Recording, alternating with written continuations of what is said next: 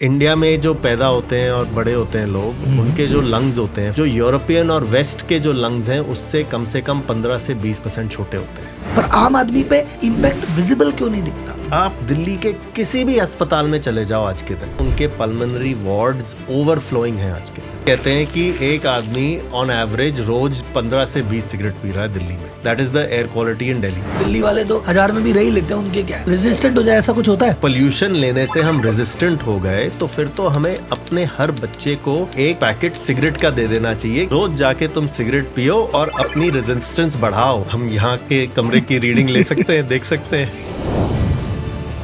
दिवाली और पटाखे, उसका क्या इम्पैक्ट रहता है? तो जो ये 100 है ना यहाँ पर, उस दिवाली की रात को वो 3200 था। हमारे पास प्योरीफायर है, वो गए खरीद लाए, लगा लिया, तो क्या उससे 100% सॉल्यूशन नहीं निकलता? कुछ भी नहीं होता इससे। अच्छा सर, ये कुछ जगह ओपन एयर जो प्योरीफायर है, ये इफेक्टिव है? सबसे बड़ा waste drain on tax payer money. कि अगर एयर प्योरीफायर नहीं है तो आप तो घर में प्लांट रख लो, तो उससे ऑक्सीजन रहेगी, CO2 कंट्रोल रहेगी। ये मिथ है, ट्रूथ है? लार्जली मिथ है। ऑक्सीजन बाहर आ गया कि भाई ठीक है, यहाँ जाके 45 मिनट आप ऑक्सीजन ले लो, वो डब्बे में ऑक्सीजन मिलने लग गई है। That is purely marketing. आप एक कैन हवा कितनी 5 मिनट सांस ले लोगे? कौन सी कंट्री है जो वर्ल्ड में सबसे ज्यादा पॉल्यूटेड है? Today probably India. 500 से ज्यादा का AQI इस समय। तो मैं बाहर निकलना ही बंद कर दूं, और अगर निकल रहा हूं तो मैं क्या विशेष चीज का ध्यान रख के निकलूं?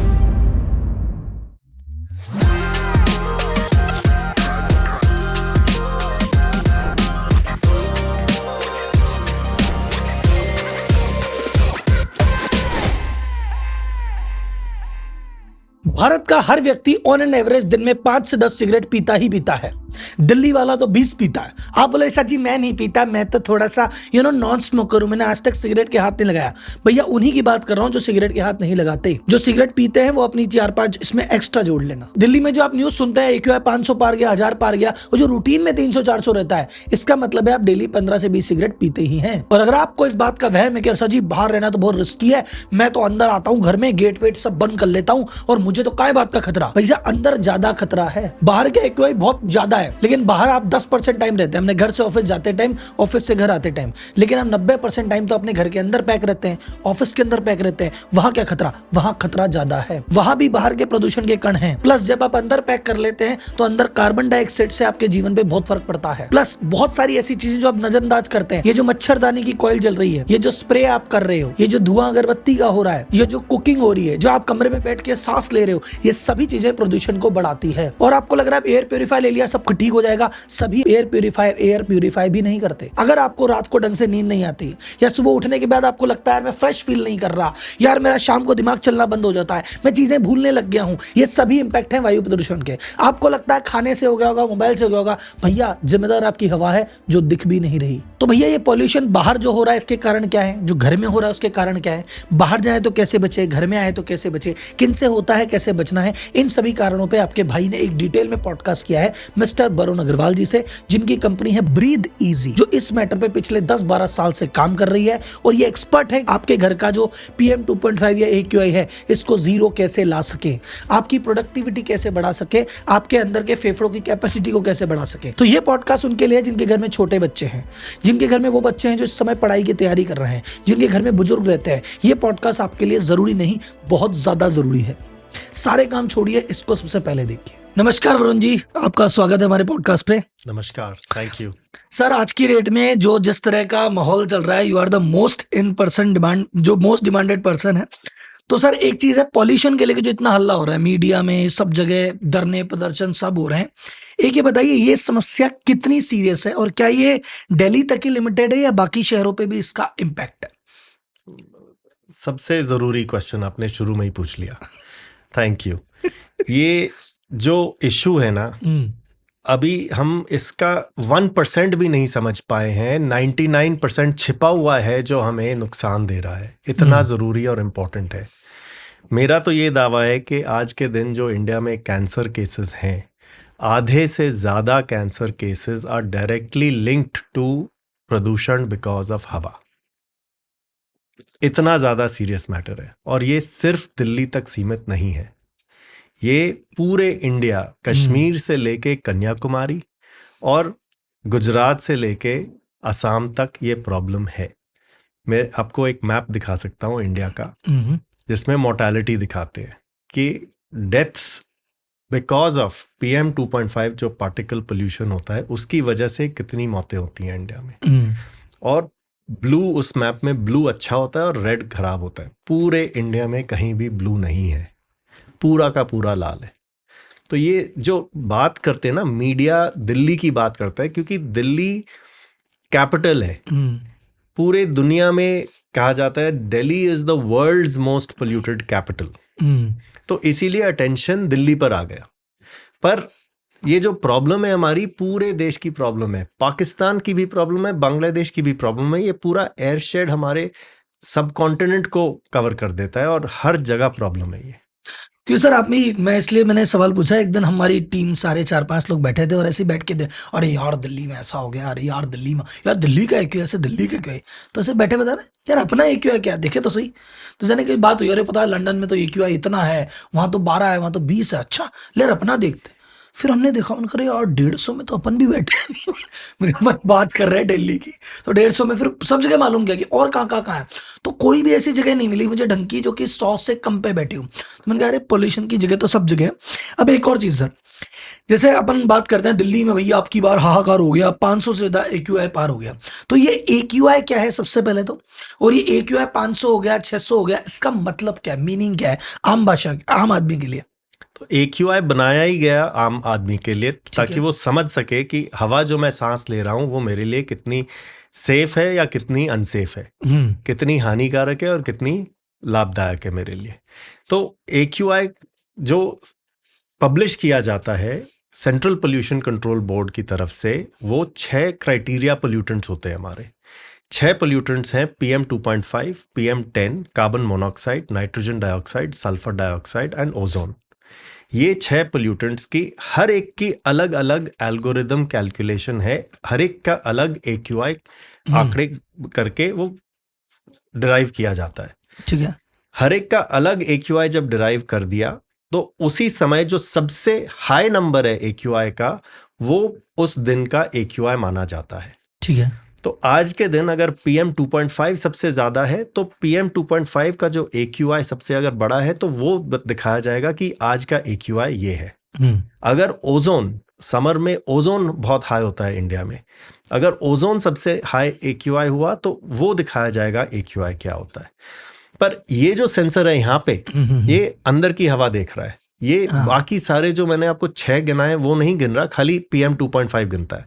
तो जो AQI PM 2.5 का है वो ये वाला वो ही दिखा रहा है PM 2.5 का AQI, बाकी 6 और फिर उसमें से हाईएस्ट नहीं बता रहा। तो जो सबसे बड़ी प्रॉब्लम है आज के दिन वो PM 2.5 की है, बाहर आउटडोर्स। PM 2.5 जब सबसे ज्यादा हाई हो जाता है तो AQI हाई हो जाता है और वो रिपोर्ट किया जाता है कि AQI ऊपर चला गया है हमारा। और जो वर्ल्ड हेल्थ ऑर्गेनाइजेशन है उसने कहा है कि ये जो PM 2.5 है ये 5 से कम होना चाहिए हमारा एवरेज, ठीक है, पूरे साल का 5 माइक्रोग्राम पर क्यूबिक मीटर। ठीक है। अभी कितना है दिल्ली का, या और एवरेज इंडिया का कितना रहता है?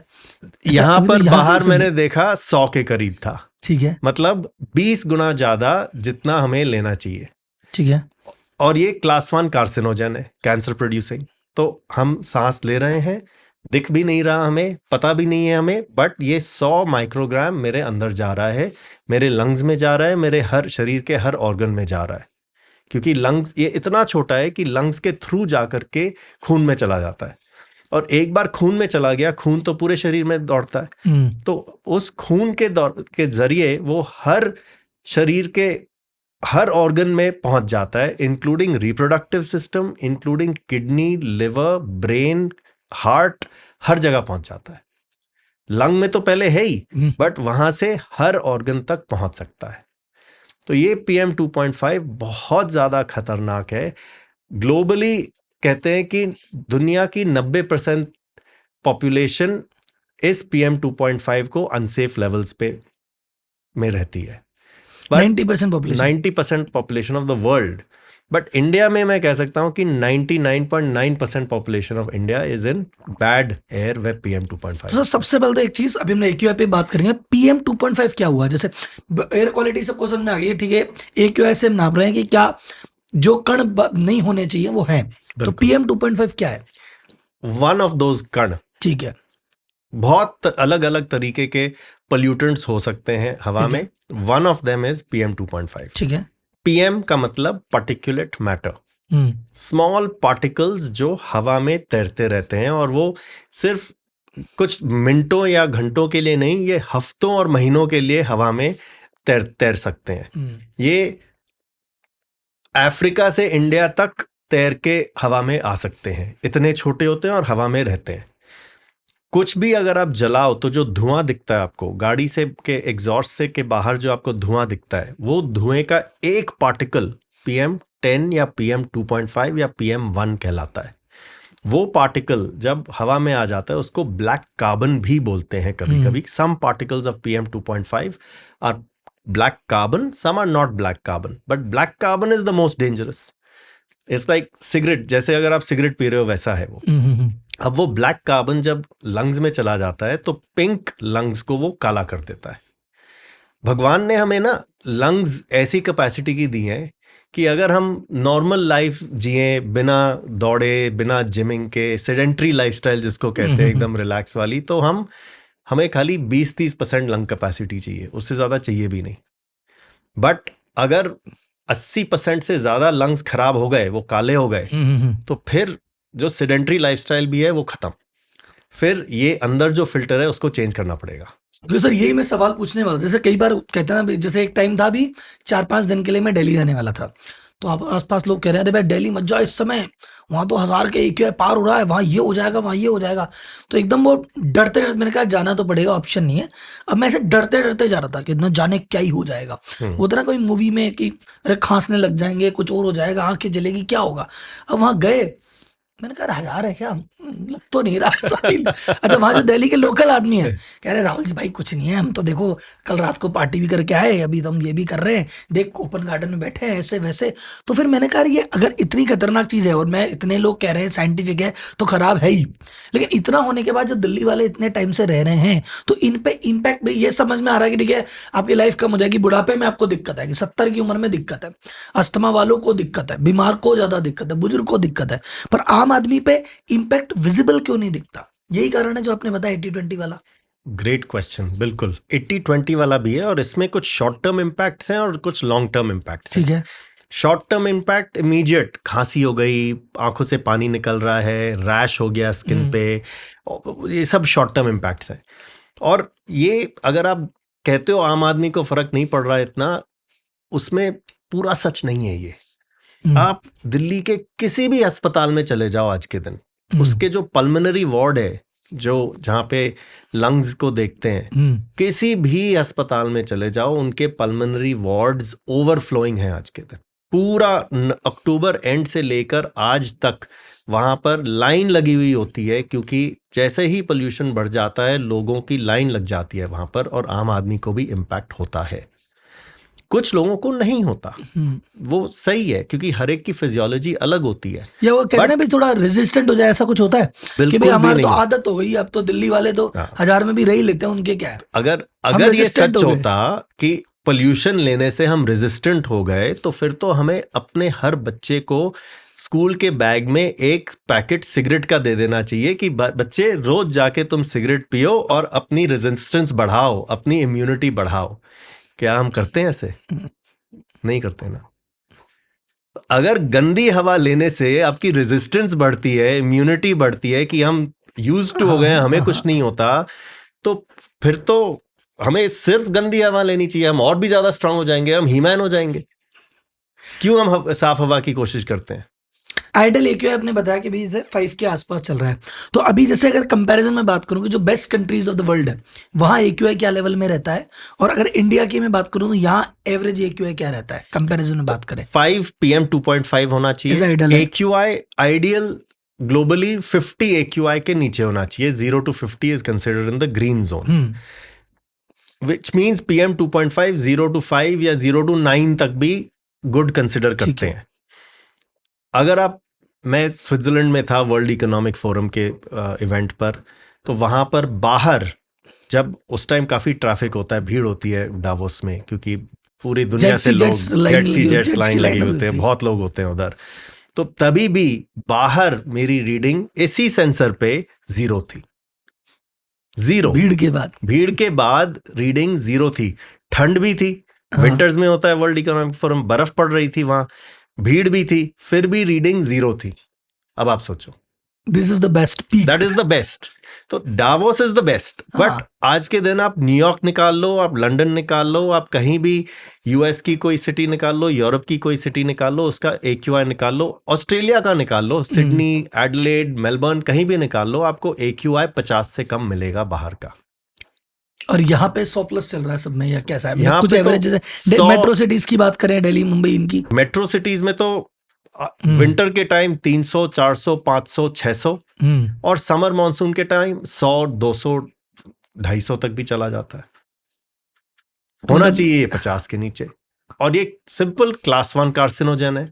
बट द रीजन लोग समझते नहीं है क्योंकि ये दिखता नहीं है ना। आप और मैं यहाँ बैठे हैं, यहाँ पर हमारी रीडिंग 51 माइक्रोग्राम्स है, AQI 139, बट हमें दिख रहा है यहाँ पे पोल्यूशन? बिल्कुल भी नहीं दिख रहा। अच्छा लग रहा है, इनविजिबल है। अच्छा कमरे के अंदर है, साफ हवा होगी भाई, बट है नहीं क्योंकि इनविजिबल है ये। तो इसीलिए लोगों को क्लिक नहीं करता कि ये एक्चुअल में कुछ प्रॉब्लम हो सकती है हमें। अच्छा, हम एट्रीब्यूट किसी और चीज को भी कर देते हैं।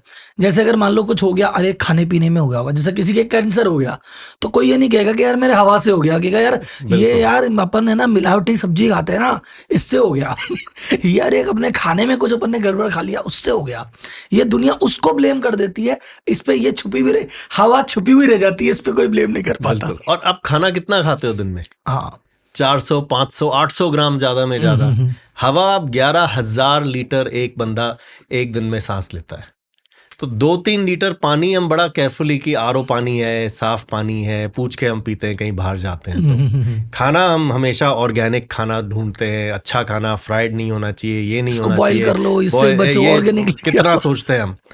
बट जो 11,000 लीटर हमारे शरीर के अंदर जा रहा है रोज, उसके बारे में कोई हम सोच ही नहीं रहे, पता भी नहीं है हमें। सर ये हमारा इनविजिबल एनिमी हो गया एक तरह से, क्योंकि दिखता नहीं है।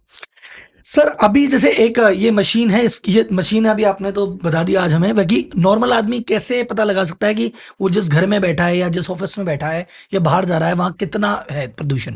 तो बाहर के लिए तो देखो, सबसे पहले गवर्नमेंट को मॉनिटर्स लगाने चाहिए। आजकल हमारे बड़े शहरों में तो मॉनिटर्स लग गए हैं, तो गवर्नमेंट उसको मेंटेन करती है और बताती है कि आपके सबसे पास वाला मॉनिटर कौन सा है और उसकी रीडिंग क्या है। काफी ऐप्स हैं आजकल, IQ Air का एक ऐप है, वो वाला आप डाउनलोड कर लो और आपको सबसे पास वाला IQ1 क्या? IQ Air, IQAIR air, IQ Air का ऐप है, वो डाउनलोड करो और अपना शहर डालोगे, वो अपने आप ही पता कर लेगा कि आप कहाँ पर हो जियो मैपिंग के साथ, और आपके सबसे पास वाला जो स्टेशन है उसकी रीडिंग आपको बता देगा। तो मोटा मोटा आपको पता है कि मेरे एरिया में क्या हवा है, घर के अंदर क्या हवा है, उसके लिए तो आपको ऐसा सेंसर लेना पड़ेगा। ठीक है। ऐसे सेंसर आज के दिन बतेरे मिलते हैं मार्केट में, आप Amazon में चले जाओ, आप हमारी वेबसाइट क्या बोलेंगे इसको? Air quality sensor. Okay sir, एक और चीज है, इंडिया पे इतना बुरा इंपैक्ट है भाई, आपने कहा वर्ल्ड की, स्विट्जरलैंड का ये हाल है 0 का, या बाकी सबकी 50 लेस देन 50 है, हमारे देश 150-200 पार नॉर्मली रहता है। तो इसका इंपैक्ट क्या हमारी ज्योग्राफी के कारण है, कि हमारी ज्योग्राफी ऐसी जगह इसलिए होता है, या और कुछ कारण है? मेन कारण क्या होगा? ज्योग्राफी के कारण से वो और एक्सट्रीम सिवियर हो जाता है, बट बेसिक कारण ज्योग्राफी नहीं है। बेसिक कारण ह्यूमन एक्टिविटी है, कंबस्चन एक्टिविटी है, गलत तरीके से हम जो करते हैं चीजें, वो है, दैट इज द कारण। सोर्सेज जो है, 13 सोर्सेज हैं एयर पोल्यूशन के, वो 13 सोर्सेज सारे मैन मेड है। जब हम फसल उगाते हैं और फसल को काट लेते हैं, बो लेते हैं, और फिर जब हम जो पराली रह जाती है, जो स्टबल रह जाता है जमीन में, उसमें केरोसिन डाल के जला देते हैं, उससे प्रदूषण पैदा होता है। इट्स ऑल मैन मेड, हम कर रहे हैं वो, उससे ज्योग्राफी का कोई लेना देना नहीं है। हम गाड़ियां चला रहे हैं, जो भारत स्टेज 3 की गाड़ी अभी भी चला रहे हैं, हमने बड़ी मेहनत से सुप्रीम कोर्ट में बोल करके हमारे सारे रिफाइनरीज को अपग्रेड करा लिया, भारत स्टेज 4 से भारत स्टेज 6। आज के दिन इंडिया में भारत स्टेज 6 फ्यूल मिल रहा है, which is the most efficient and less polluting fuel in the world. But हमारी गाड़ियां, ट्रक्स वगैरह जो है, वो अभी भी भारत स्टेज 3 है। जो पुराने टेक्नोलॉजी की गाड़ियां हैं वो ज़्यादा प्रदूषण देती हैं, तो वो मैन मेड है, ज्योग्राफी से कोई लेना देना नहीं है उसका। बट एक बार हमने गलत कर दिया और वो जो प्रदूषण आ गया हवा में, फिर ज्योग्राफी की वजह से वो आसानी से कहीं निकल नहीं जाता, बाहर नहीं निकल, लॉक हो जाता है, लॉक हो जाता है।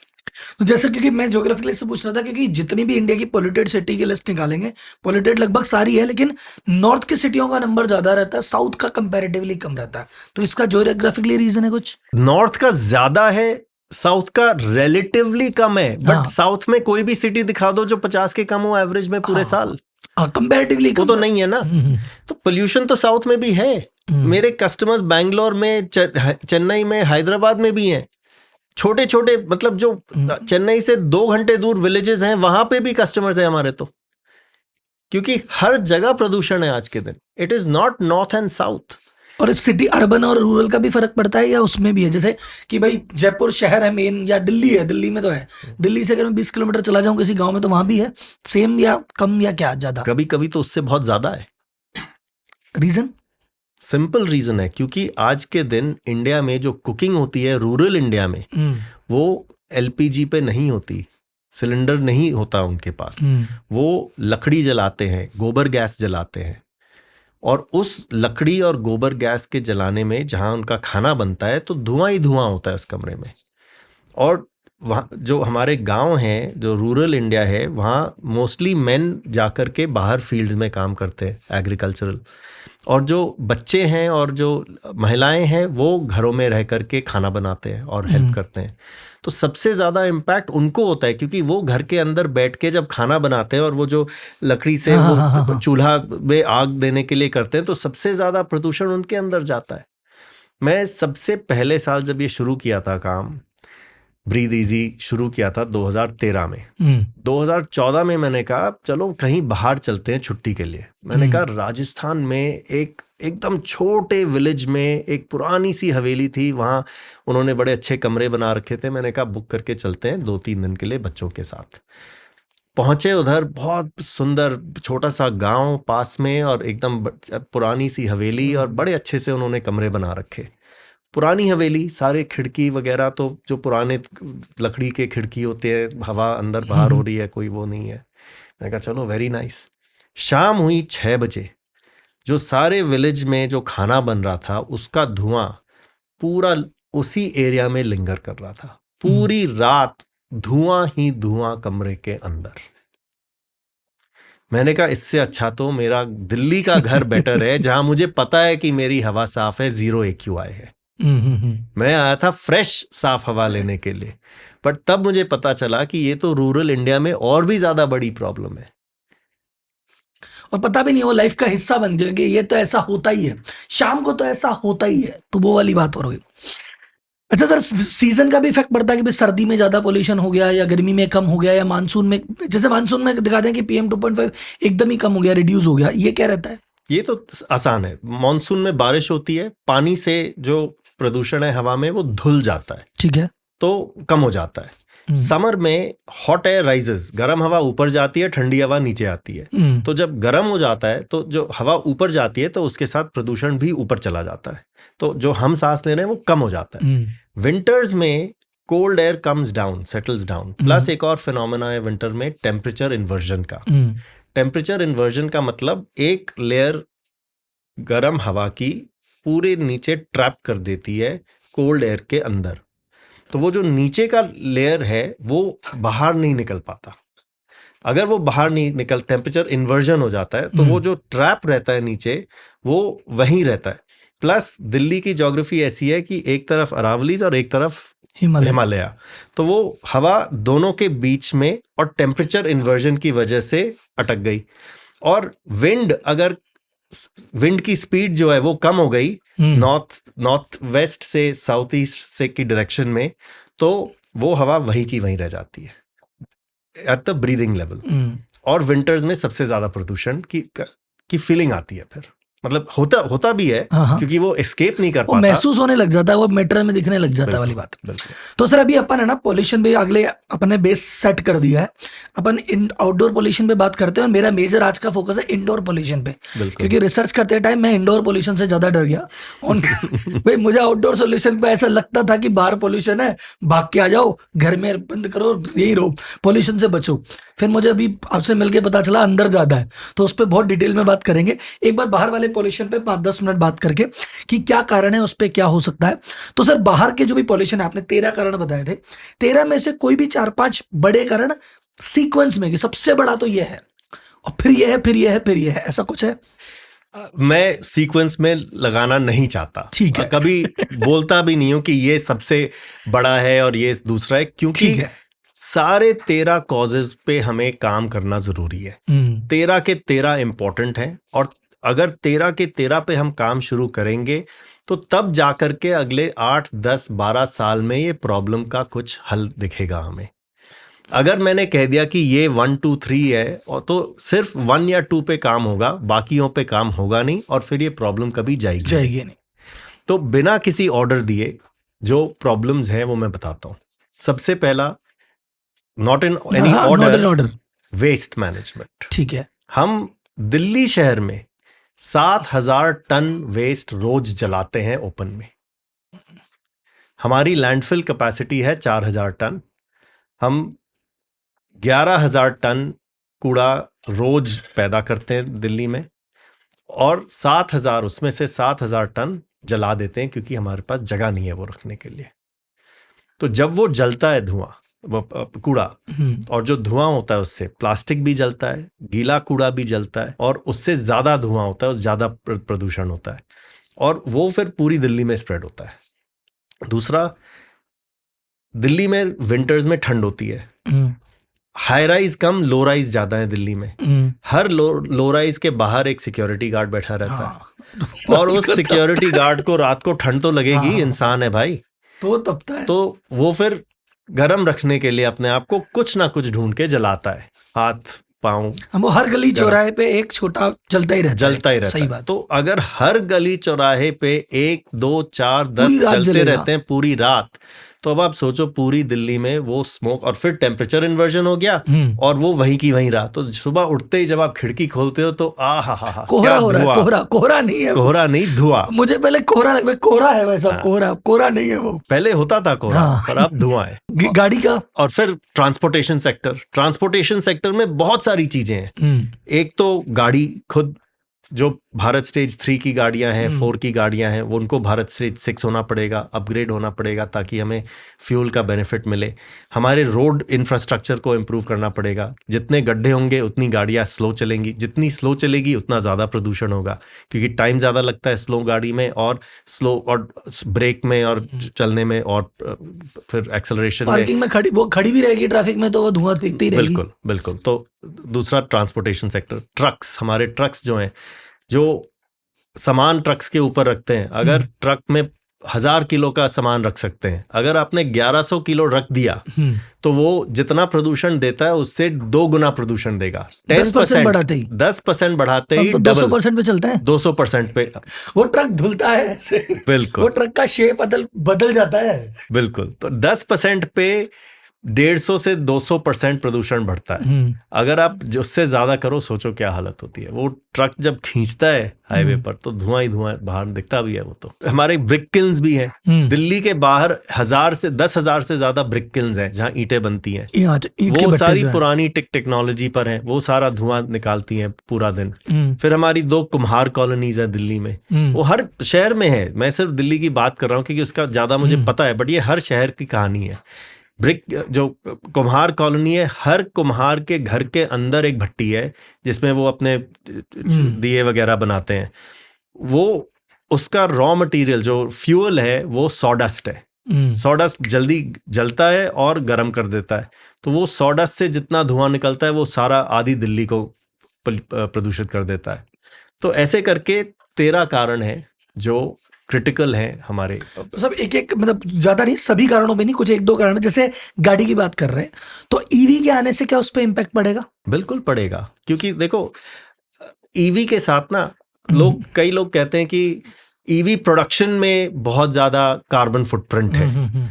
बिल्कुल है, बट प्रोडक्शन जहां हो रहा है वहां उसको कंट्रोल करना भी आसान है। जो एमिशंस हो रही हैं इन द प्रोडक्शन लाइन, उस एक कॉन्सेंट्रेटेड एरिया में उसको कंट्रोल करना भी थोड़ा बहुत आसान है।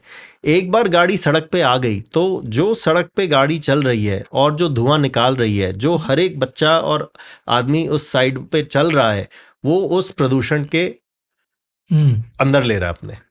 ईवी में कोई प्रदूषण नहीं निकल रहा जब वो गाड़ी सड़क पे चल रही है। तो जो बंदा साइड चल रहा है, अगर खाली ईवी गाड़ियां चली सड़क पे, तो जो बंदा साइड वॉक पे चल रहा है उसको कोई प्रदूषण, पैसिव स्मोकिंग नहीं होगी उसकी। बिल्कुल। अभी वो पैसिव स्मोकिंग भी करता है। बिल्कुल। तो सर एक चीज है, जैसे पोल्यूशन को लेके गवर्नमेंट ने रूल बना दिया और आपने तो रूल के नाम पे मेन चीज है चालान, अगर तुम्हारा पोल्यूशन नहीं बना हो तो चालान। लेकिन मैंने कई ऐसी गाड़ियां हैं कि भाई उसका पोल्यूशन बना हुआ है लेकिन वो पीछे से ऐसा धुआं दे रही है, मैं भाई पूरी रोड का धुआं तो अकेले फेंकेगा क्या? और अगर उसकी गाड़ी रुकवाओगी, क्या है ये? बोले देखो पोल्यूशन हो रखा है मेरा, देखो। तो वो पोल्यूशन का सर्टिफिकेट भी दिखा देगा और उसकी गाड़ी की हालत भी खराब है। तो ऐसी चीजें चल रही है, तो इसमें गवर्नमेंट क्या कर रही है? बोली पोल्यूशन करवा लो, लेकिन वो भी उसमें भी दान लिए तो गवर्नमेंट भी क्या करेगी? Systems are necessary.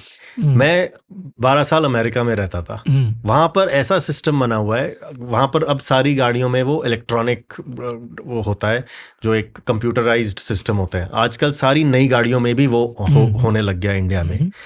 उनका जो पोल्यूशन सिस्टम है, एक कंप्यूटर लगा हुआ रहता है, जो जहां पे पेट्रोल डलता है उसका कैप उस कंप्यूटर के उसमें लगेगा, और कंप्यूटर के और जो गाड़ी का कंप्यूटर है उसमें तार लगेगी, और वो सिस्टम आपका जो गाड़ी की रजिस्ट्री सिस्टम है और इंश्योरेंस है उसके साथ लिंक है। और वो खाली एक बटन दबाना है उसको, और कुछ वो कर भी नहीं सकता।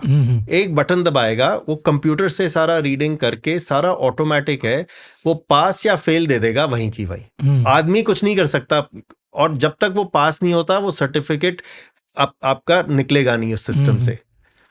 मैं हाथ से लिख के सर्टिफिकेट नहीं ले सकता अमेरिका में, वो सिस्टम ही देगा, और it is a full proof mechanism. मैं उस कंप्यूटर को बाईपास करना बहुत मुश्किल है मेरे लिए। तो वैसा सिस्टम अगर यहाँ पे बन जाए, और फिर अगर मुझे पता रहे कि हाँ ये गाड़ी का पीयूसी है, तो फिर उस गाड़ी को स्क्रैप 10-15 साल बाद, जो रूल आया हुआ था कि दिल्ली में गाड़ी 10 साल पुरानी गाड़ी स्क्रैप हो जाएगी डीजल की, और 15 साल बाद पेट्रोल की गाड़ी स्क्रैप करनी पड़ेगी, वो भी जरूरत नहीं पड़ेगी। अगर मेरी गाड़ी सही है, मैंने अच्छे से मेंटेन की है, कोई खराबी नहीं है, तो मैं क्यों उसको स्क्रैप करके नई गाड़ी खरीदूं? तो पीयूसी सिस्टम सही करना पड़ेगा, उसको इंश्योरेंस के साथ लिंक करना पड़ेगा। गवर्नमेंट ने रेवेन्यू कमाने के लिए 25 साल का रजिस्ट्रेशन कर दिया। एक बार में ले लेती है 25 साल का रजिस्ट्रेशन का पैसा। वो बंद करो। हर साल आपका रजिस्ट्रेशन रिन्यू ही नहीं होगा जब तक आपका पीयूसी सही तरीके से ना हो। ये जरा सा चेंज होती ही चीजें हो सकती है। बिल्कुल। एक सेकंड, पराली का बहुत हल्ला रहता है, पराली जलने से होता है, तो पहली बात कितना ज्यादा इंपैक्टफुल है या लेस इंपैक्टफुल है, नंबर 1। सेकंड, ये जलाते क्यों है और इसका कोई अल्टरनेटिव है क्या? टाइमिंग वाइज बहुत छोटा इंपैक्ट है पराली का, बट इफेक्ट वाइज उस छोटे से टाइम में बहुत बड़ा इंपैक्ट है, क्योंकि लाखों एकड़ जमीन में पराली जलती है। ये होती कैसे पराली जलना? मतलब एक आम आदमी के लिए पराली होती क्या है, कैसे जलती, क्या है? जैसे फसल है हमारी, ठीक है, चावल गेहूं जो उगता है, जब फसल कट जाती है तो जब वो काटते हैं, चाहे वो मशीन से काटे चाहे हाथ से काटे, तो थोड़ा सा जमीन में रह जाता है। ठीक है, उसको स्टबल कहते हैं, हिंदी का शब्द मुझे पता पराली, नहीं। स्टबली पराली, चलो। तो वो इतना सा रह जाता है। पहले उसको लेबर आती थी और हाथ से निकालती थी पूरी पराली। अब क्या हुआ है कि अब हम 3 क्रॉप्स हर साल में लगाना चाहते हैं, क्योंकि जो टाइमिंग्स हो गई हैं क्रॉप की, वो चेंज हो गई हैं वाटर टेबल की वजह से। तो जो टाइमिंग है, उस अगले सीड बोने की जो टाइमिंग है, वो हमारा विंडो काटने से और अगले सीड बोने के बीच का विंडो बहुत छोटा हो गया है। 2 हफ्ते के अंदर अंदर हमें पूरी जमीन तैयार करनी है। पहले हमारे पास ज्यादा टाइम होता था। तो उस टाइम कम होने की वजह से, लेबर शॉर्टेज होने की वजह से, अब आसान तरीका है कि उसमें केरोसिन लगाओ और जला दो, काम खत्म। कुछ फार्मर्स को गलतफहमी भी है कि ये जलाने से हमारी सॉइल को नुकसान नहीं होता है, बल्कि उसके लिए अच्छा होता है। पर ये गलत है, ये गलतफहमी है, ये it is a big myth. जलाने से over a period of time essential nutrients are being killed in the soil. जो ज़रूरी हमारे सॉइल के अंदर पदार्थ है, न्यूट्रिएंट्स है, वो ख़त्म हो जाते हैं जलाने से। तो वो जलाना नहीं चाहिए। अभी नई टेक्नोलॉजीज आई हैं, हैप्पी सीडर करके, जो उस पराली को खा जाते हैं और सीड्स को डाल के ऐसे आगे बढ़ते हैं, बट उसको इम्प्लीमेंटेशन अभी तक पूरी तरीके से हुआ नहीं है। काफी हद तक हुआ है, बट अभी बहुत बाकी भी है। एक और सा फैक्टर है, और ये मेरे लिए मतलब ये बाकी एक आम जनता के लिए भी, जैसे कोई विदेश में अपन जाते हैं फॉरेन ट्रिप पे, वहां अपन देखते हैं यार सफाई है, धूल ही नहीं है। और अपन यहाँ पे किसी भी शहर में चल जाओ, ये धूल ही धूल बहुत ज्यादा होती है। तो इसका क्या डायरेक्ट रिलेशन, एक तो ये कंस्ट्रक्शन एक्टिविटीज है या और कोई भी कारण है, नंबर 1। और ये जैसे दुबई को एक टाइम पे दुबई को कहते हैं crane capital of the world. मतलब जीरो से हम देखते हैं कि दुबई में पहले कुछ नहीं था, आज दुबई में इतना बड़ा, इतना भयंकर कंस्ट्रक्शन हुआ है, होता ही रहता है। और उतना भी उसके बाद भी हम जब दुबई घूमने जाते हैं, आप कोई भी जाएगा, आपको कभी कंस्ट्रक्शन होता हुआ या पे वहाँ पे गंदगी या नहीं दिखेगी। वो प्रॉपर सिस्टमेटिक मैनेज है और धूल का एक कण नहीं दिखता। जिसमें वहां तो रेगिस्तान है फिर भी आपको नहीं दिखता, और यहाँ पे आपको हर जगह धूल ही धूल, गंदगी गंदी दिखती है। ये क्या कारण है? कंस्ट्रक्शन को वो कैसे मैनेज करते हैं और हम क्या गलती करते हैं? सबसे पहले तो construction is the key cause of this, and it is the quality of construction. जो हमारे रोड्स और साइडवॉक्स की कंस्ट्रक्शन है, वो सबसे बड़ा कंट्रीब्यूटर है इसके लिए। हमारी रोड्स और साइडवॉक्स की कंस्ट्रक्शन क्वालिटी बहुत ही पुअर है।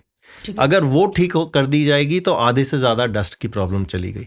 और फिर जो बड़ी बड़ी कंस्ट्रक्शन साइट्स हैं, वहाँ तो आजकल state pollution control board, central pollution control board ने बहुत सारे नियम लगा रखे हैं कि अगर आप बालू रखोगे, सीमेंट रखोगे, तो उसको कवर करना पड़ेगा। बहुत सारे रूल्स हैं और काफ़ी मोस्टली कंस्ट्रक्शन साइट्स उसको फॉलो करते हैं। बिल्डिंग को कवर होना चाहिए, हर एक चीज़ में उसको पोल्यूशन कंट्रोल के लिए बहुत चीज़ें उन्होंने बनाई हुई है। बट जो गवर्नमेंट की साइट्स हैं, उनमें सबसे कम ये फॉलो होते हैं। और जो बाहर जो कंस्ट्रक्शन हो रही है हमारी सड़कों की, वो सबसे खराब तरीके से हो रही है। तो सबसे ज़्यादा कारण वही है। जब वो बाहर चलने के टाइम ऊबड़ खाबड़ आपका साइड वॉक है, क्योंकि वो गलत तरीके से कंस्ट्रक्शन तो वो रेत का अगर ट्रक जाता है तो वो अपने निशान छोड़ता हुआ जाता है कि यहाँ से रेत का ट्रक गया था। कुछ भी सामान अगर कंस्ट्रक्शन का जाएगा तो साइड से लेके, मतलब अपने ओरिजिनल से लेके साइड तक जाएगा तो निशान छोड़ता जाएगा यहाँ से रेत का ट्रक गया था। बिल्कुल पता पड़ता है कि कुछ भी काम होगा, पानी का टैंकर जाएगा तो पानी छोड़ता हुआ जाएगा, हर चीज छोड़ती हुई जाती है और उसको लेके कोई ऐसा रूल नहीं दिखता, गंदगी दिखती है सब जगह। वो तो सबसे पहले उन सारी गाड़ियों को जब्त कर लेना चाहिए।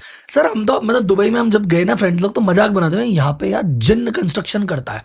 हमने कभी आदमी देखा ही, आदमी दिखता ही नहीं यहाँ पे काम करता है। चीजें दिखती है कि यार ये चीज बन गई, तो बनाने वाला कभी नहीं दिखा, मशीन लगती हुई नहीं दिखी, पड़ी हुई चीजें नहीं दिखी, आते जाते ट्रक नहीं दिखे। ये कहाँ से आते हैं, कहाँ जाते हैं, होता क्या है? तो ये एक मिस्ट्री रह गई एक तरह की। अच्छा सर, एक और चीज है, पराली आपने कहा छोटे टाइम में बड़ा इंपैक्ट देती है। एक चीज इस पे हर बार पॉलिटिकल कंट्रोवर्सी भी होती है, दिवाली और पटाखे। क्यों दिवाली पे सरकार कहती है पटाखे मत चलाओ, एक सेक्शन कहता है पटाखे मत चलाना, दूसरे बोलते हैं ना हम तो डबल चलाएंगे, ऐसे कैसे नहीं चलाएंगे। तो वो उसका क्या इम्पैक्ट रहता है, और उसके पहली बात उसका क्या इम्पैक्ट रहता है उस पटाखे वाली सीन का जो 2-5 दिन चलते हैं? Same, short duration but high impact. मैंने पहली दिवाली पे जब मैंने काम शुरू किया था तो मेरे पास एक इक्विपमेंट है, ये तो कंज्यूमर ग्रेड मॉनिटर है जो अब ऑफिसेज नए निकल गए हैं, उस टाइम ऐसे थे नहीं। और जो सबसे सस्ता दुनिया में एयर क्वालिटी मॉनिटर था वो था 8 लाख रुपए का। मेरे पास थे 1-2 रखे हुए ऑफिस में। तो दिवाली की रात को मैं वो लेके गया अपने घर के बाहर और मैंने एक रीडिंग ली। तो जो ये 100 है ना यहाँ पर, उस दिवाली की रात को वो 3200 था। PM 2.5 3100 प्लस था उस मेरे घर के बाहर दिल्ली में, because of fire crackers only. 3200 का मतलब कि आपने सिगरेट फूंक के एक कम बंद कमरे में अब आप बैठे हुए हो। सोच रहा जहाँ 5 स्टैंडर्ड होता है वहां 3200 का मतलब हो गया, it's like 160 time more. Correct. और ये कोई जो कैलकुलेशन आती है ना, इतना AQI का मतलब इतने सिगरेट पीने के बराबर है, 1600 टाइम्स। उधर इतने AQI पे इतनी सिगरेट पीने बराबर है, वो क्या कैलकुलेशन रहती है? तो दिल्ली की एवरेज कहते हैं कि एक आदमी ऑन एवरेज रोज 15 से 20 सिगरेट पी रहा है दिल्ली में। That is the air quality in Delhi. Jaipur में आप वही ले लो तो आप 10 से 12 सिगरेट पी रहे हो रोज, बॉम्बे में आप 10 से 12 सिगरेट पी रहे हो रोज, और कलकत्ते में 14-15 सिगरेट हैं रोज के। ऐसे करके हर शहर को आप इक्वेट कर सकते हो कि और आप रोज सिगरेट वाली कितने बात तो ये तो सिगरेट सब पे है, चाहे वो 70 साल का आदमी है, चाहे वो न्यूबॉर्न बंदा है, न्यूबॉर्न बेबी है, उसका भी वही चीज है। देखो, जो सिगरेट पीता है ना वो अपने चॉइस से पीता है। मैं चॉइस से जो करूं वो मेरी इच्छा। बट जो न्यूबॉर्न बेबी है वो तो बिना चॉइस के आपने उसको तो 10 सिगरेट पिला दिए। That is the problem. It is not by choice. Everyone is forced to have that bad air, which should be given, which is a right. My right to clean air is a right for every citizen in India. फिर एक और चीज है, green cracker है जो ये, इससे कुछ फर्क पड़ता है या फिर ये सब कहने मार्केटिंग गिमिक है कि ग्रीन फायर क्रैकर है, हम तो ग्रीन पटाखे छुड़ा रहे थे? ये सब गिमिक्स हैं। हाँ। कुछ भी नहीं होता इससे। ये सब बोलने के लिए ग्रीन, बट टेक्निकली अगर आप बाजार में जाओगे भी तो ग्रीन मिलेंगे नहीं आपको, और मिल भी गए तो प्रदूषण उतना ही होने ग्रीन का है तो 3200 का आपका 2000 हो जाएगा, बाकी होगा तो सही 2000 भी नहीं, वो होगा उतना ही। अगर उतना ही जला लो तो होगा उतना ही 3200। सर अब आते हैं, मुझे अब ये अपन ने बेसिक बैकग्राउंड सेट किया, ये वाली चीजें जिसपे लगभग कई लोग बात कर चुके और मोटा मोटी अंदाजा था। अब वो चीज जिससे मैं डर गया था और आई होप लिसनर अब से डरना चालू करेंगे कि बाहर है भयंकर पॉल्यूशन। मैंने कहा यार छोड़ो मुंह माया को, मैं तो अंदर आके गेट वेट बंद करके पर्दे वर्दे लगा के बंद करके बैठा हूँ कि यार मैं बाहर के पॉल्यूशन से बचूंगा। तो क्या मैं ऐसा करके बाहर के पॉल्यूशन से बच गया? क्या मैं सेफ हूं या अभी भी मुझे कोई खतरा है? हम यहाँ के कमरे की रीडिंग ले सकते हैं, देख सकते हैं। प्लीज प्लीज प्लीज कैमरे में दिखाओगे क्या कोई इसको? 6 एरिया में बैठे हैं और यहाँ पर PM 2.5 42 माइक्रोग्राम्स पर क्यूबिक मीटर है। 42 का मतलब वर्ल्ड हेल्थ ऑर्गेनाइजेशन जो 5 कहता है उससे मैं 8 टाइम्स ज्यादा इस कमरे के अंदर, जो मुझे लगता है कि मैं बड़े अच्छे एनवायरनमेंट में बैठा हूं, 8 टाइम्स ज्यादा है। और जो CO2 है यहाँ, कार्बन डाइऑक्साइड, ये 2866 और ये बढ़ता जाएगा। और जब अपन बैठे थे जब शायद 1200-1500 था लगभग। बिल्कुल, बट जैसे ही हम सांस ले रहे हैं, बात कर रहे हैं, ये जगह बंद है, हम अंदर लेते हैं ऑक्सीजन जीने के लिए और बाहर देते हैं कार्बन डाइऑक्साइड। प्लांट्स उल्टा करते हैं, अंदर लेते हैं कार्बन डाइऑक्साइड, बाहर देते हैं ऑक्सीजन। तो जब हम CO2 कार्बन डाइऑक्साइड बाहर देते हैं तो इस कमरे में वो रीडिंग और ज़्यादा चलती जाती है, अनलेस बाहर से खिड़की खोलो या बाहर की हवा अंदर लाओ, तब वो CO2 कम होगा। पर अब ये स्टैंडर्ड के मुताबिक CO2 होना चाहिए 800 के नीचे, हो गया यहाँ 2800। 2800 के होने से फीलिंग क्या आती है? अब बताइए इसका इम्पैक्ट क्या है? मतलब पहली बार 800 से नीचे इसका स्टैंडर्ड है, 800 से 2800 हो गया। अब ये CO2 क्या क्या इम्पैक्ट कर सकता है नेगेटिवली? इससे क्या नेगेटिव इम्पैक्ट पड़ रहा है? सबसे पहले हल्की सी आपको लगेगी नींद, ड्राउजीनेस फीलिंग आएगी। सेकंड, हेडेक शुरू होगा। ऑलरेडी हल्का सा मुझे स्टार्ट हो रहा है कि कुछ ना कुछ शुरू हो रहा है, हेडेक टाइप। आप अच्छी जगह से आए हो ना सर, आपके हमारे ऑफिस में घर पे 800 से कम और PM 2.5 01 रहता है। तो सेंसिटिविटी भी है और पता भी है, बट इम्पैक्ट करता है सबको, बट किसी को फीलिंग नहीं आती। कोई हेडेक हो रहा है, कोई और कारण होगा, दवाई ले लो। ड्राउजीनेस है, अभी 2 बजे लंच कर लिया इसलिए हो गया शायद, चावल खा लिए होंगे, हैवी लग गया इसीलिए, सुबह सोया नहीं था, मोबाइल ज्यादा देख लिया, मतलब सभी इसको छोड़ के सब पे चले जाता है ध्यान। आप बिजनेस कोच भी हो। हमारे यहाँ, हमारी बिल्डिंग का नाम है Paharpur business centre. It was a building जो हम रेंट पे देते हैं। एक कमरा एक दिन के लिए भी देते हैं, घंटे के लिए भी देते हैं, हफ्ते के लिए भी और साल के लिए भी। वहां पर कोचिंग बड़ी होती थी वहां पर, और जो कोच उस बिल्डिंग में आते थे ना, वो हमेशा कहते थे आपकी बिल्डिंग में जब भी मैं कोचिंग करता हूं तो सारे जो अटेंडीज हैं सबसे ज्यादा अटेंशन रहती है उनकी। वो लंच के बाद ड्राउजी फील नहीं करते इस बिल्डिंग में, पता नहीं आपकी बिल्डिंग में क्या है। फिर उनसे बात करते थे कि हमारी बिल्डिंग में फ्रेश क्लीन एयर है, इसीलिए ड्राउजीनेस नहीं आती कोचिंग में। तो एक तो असर हुआ इससे, अगर CO2 लेवल बढ़ जाता है, पहली बात तो आता है ड्राउजीनेस आती है, आलस आ गया, हेडेक हो सकता है, और फिर प्रोडक्टिविटी कम हो जाती है, decision making ability goes down, the quality of decisions goes down. Memory पे इफेक्ट पड़ता है क्या सर? ये मेमोरी पे भी इफेक्ट पड़ता है, और ये सब साइंटिफिक है। ये सर आजकल ये मेमोरी मुझे इसलिए याद आ रही है, वो होता ना, अरे यार वो चाबी कहाँ रखी थी, वो मोबाइल का रह गया, अरे क्या नाम था उसका, वो थोड़ा बढ़ने लग गया। रिव्यूड स्टडीज है इन सब चीजों की, test scores, proper studies, scientific studies की गई हैं, और देखा गया है कि जहां CO2, PM 2.5 और VOC ज्यादा है वर्सेस कम है, ऑटोमेटिकली टेस्ट स्कोर्स में अंतर दिखाए। और दिस इज नॉट कि एक जगह कर लिया और बस रिपोर्ट कर दी, ये मल्टीपल जगह करके साइंटिफिकली प्रूवन है that high CO2 leads to poor productivity, leads to lower test scores. तो अगर आपके बच्चों को स्कूल में अच्छे नंबर लाने हैं, अगर उनको अच्छे कॉलेज में एडमिशन चाहिए, IIT में चाहिए, JEE पास करना है, तो अच्छी हवा में पढ़ो, अच्छी हवा में एग्जाम दो, तो चांसेस आर कि आपके मार्क्स भी बेटर आएंगे। अब सर इसमें मेरे बहुत सारे सवाल हैं, एक एक करके मैं इसको ड्रिल डाउन करते हैं, क्योंकि यहाँ से क्या ना, ये ऐसा टॉपिक है जो पहली बार सुना है, इसलिए बहुत सारे सवाल आते हैं। सबसे पहली बात, अभी आपने बीच में एक चीज बोली, फ्रेश एयर। आपके लिए फ्रेश एयर की परिभाषा, चलो एक एक करके बात करें। CO2 बात करते हैं सबसे पहले। CO2 आपने कहा 800 से नीचे ठीक है, 2800 में दिक्कत है, और इसमें ये होता है। CO2 कमरे में बढ़ती कैसे है? बाहर की CO2 ग्लोबल एवरेज है 426 ठीक है इस साल। ठीक, कुछ साल पहले 407 थी, आहिस्ता आहिस्ता बढ़ती जाती है, ग्लोबल वार्मिंग से CO2 बढ़ता है। बाहर है 400 सवा 400 के करीब। अंदर हमने बंद कर दिया, डब्बा बना दिया इसको समझो, और अब हम सांस ले रहे हैं। ह्यूमन बींग्स को जिंदा रहने के लिए क्या चाहिए? ऑक्सीजन। जो हम हवा में, ऑक्सीजन 20.9% है, वो हम लेते हैं, और ऑक्सीजन अब्जॉर्ब हो जाता है हमारी बॉडी में, कार्बन डाइऑक्साइड बन के बाहर निकल आता है। ठीक है। और जो CO2 बाहर निकलता है, हम जो अंदर ले रहे हैं, अगर हम बाहर भी जाएं और अंदर ले हवा, तो 400 पार्ट्स पर मिलियन का CO2 होगा। बट जो हम बाहर सांस देते हैं, बाहर जो हम निकालते हैं बाहर, उसका CO2 है 40,000 पार्ट्स पर मिलियन। तो बंद कमरे में जब वो 40,000 पार्ट्स पर मिलियन बाहर आ रहा है, तो आहिस्ता आहिस्ता जो 400, अगर मैं सारे खिड़की दरवाजे खोल दूं यहाँ पे, तो आहिस्ता आहिस्ता ये 400 आ जाएगा। अच्छा।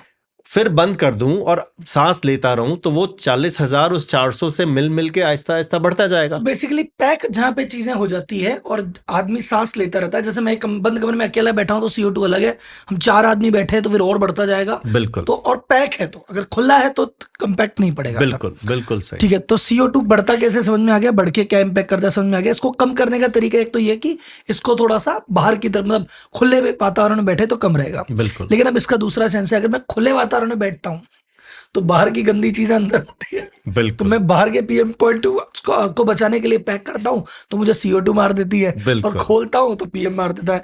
मैं क्या करूँ, मैं तो फंस गया। बिल्कुल। ये सीसा होता है ना, जो बच्चे ऊपर नीचे ऐसे ऐसे करते हैं, ये वैसी वाली कहानी है कि भाई काम करो, गेट खोल के PM2 ले लो, गेट बंद करके CO2। बस क्या दोनों इकट्ठे मिलना मुश्किल था जब तक हमने ब्रीद इजी में इसकी रिसर्च नहीं शुरू की। सबसे पहले जब मैंने, एक स्विस कंपनी है IQ Air, उनका हम एयर प्यूरिफायर स्विट्जरलैंड से मंगाते हैं और इंडिया में डिस्ट्रीब्यूट करते हैं। ठीक है। मैं उनके ऑफिस में गया हुआ था स्विट्जरलैंड में, और उनके ऑफिस में मैंने देखा कि दीवार में ना एक छोटा सा छेद करके एक पाइप सा उन्होंने कनेक्ट कर रखा था उसी मशीन में।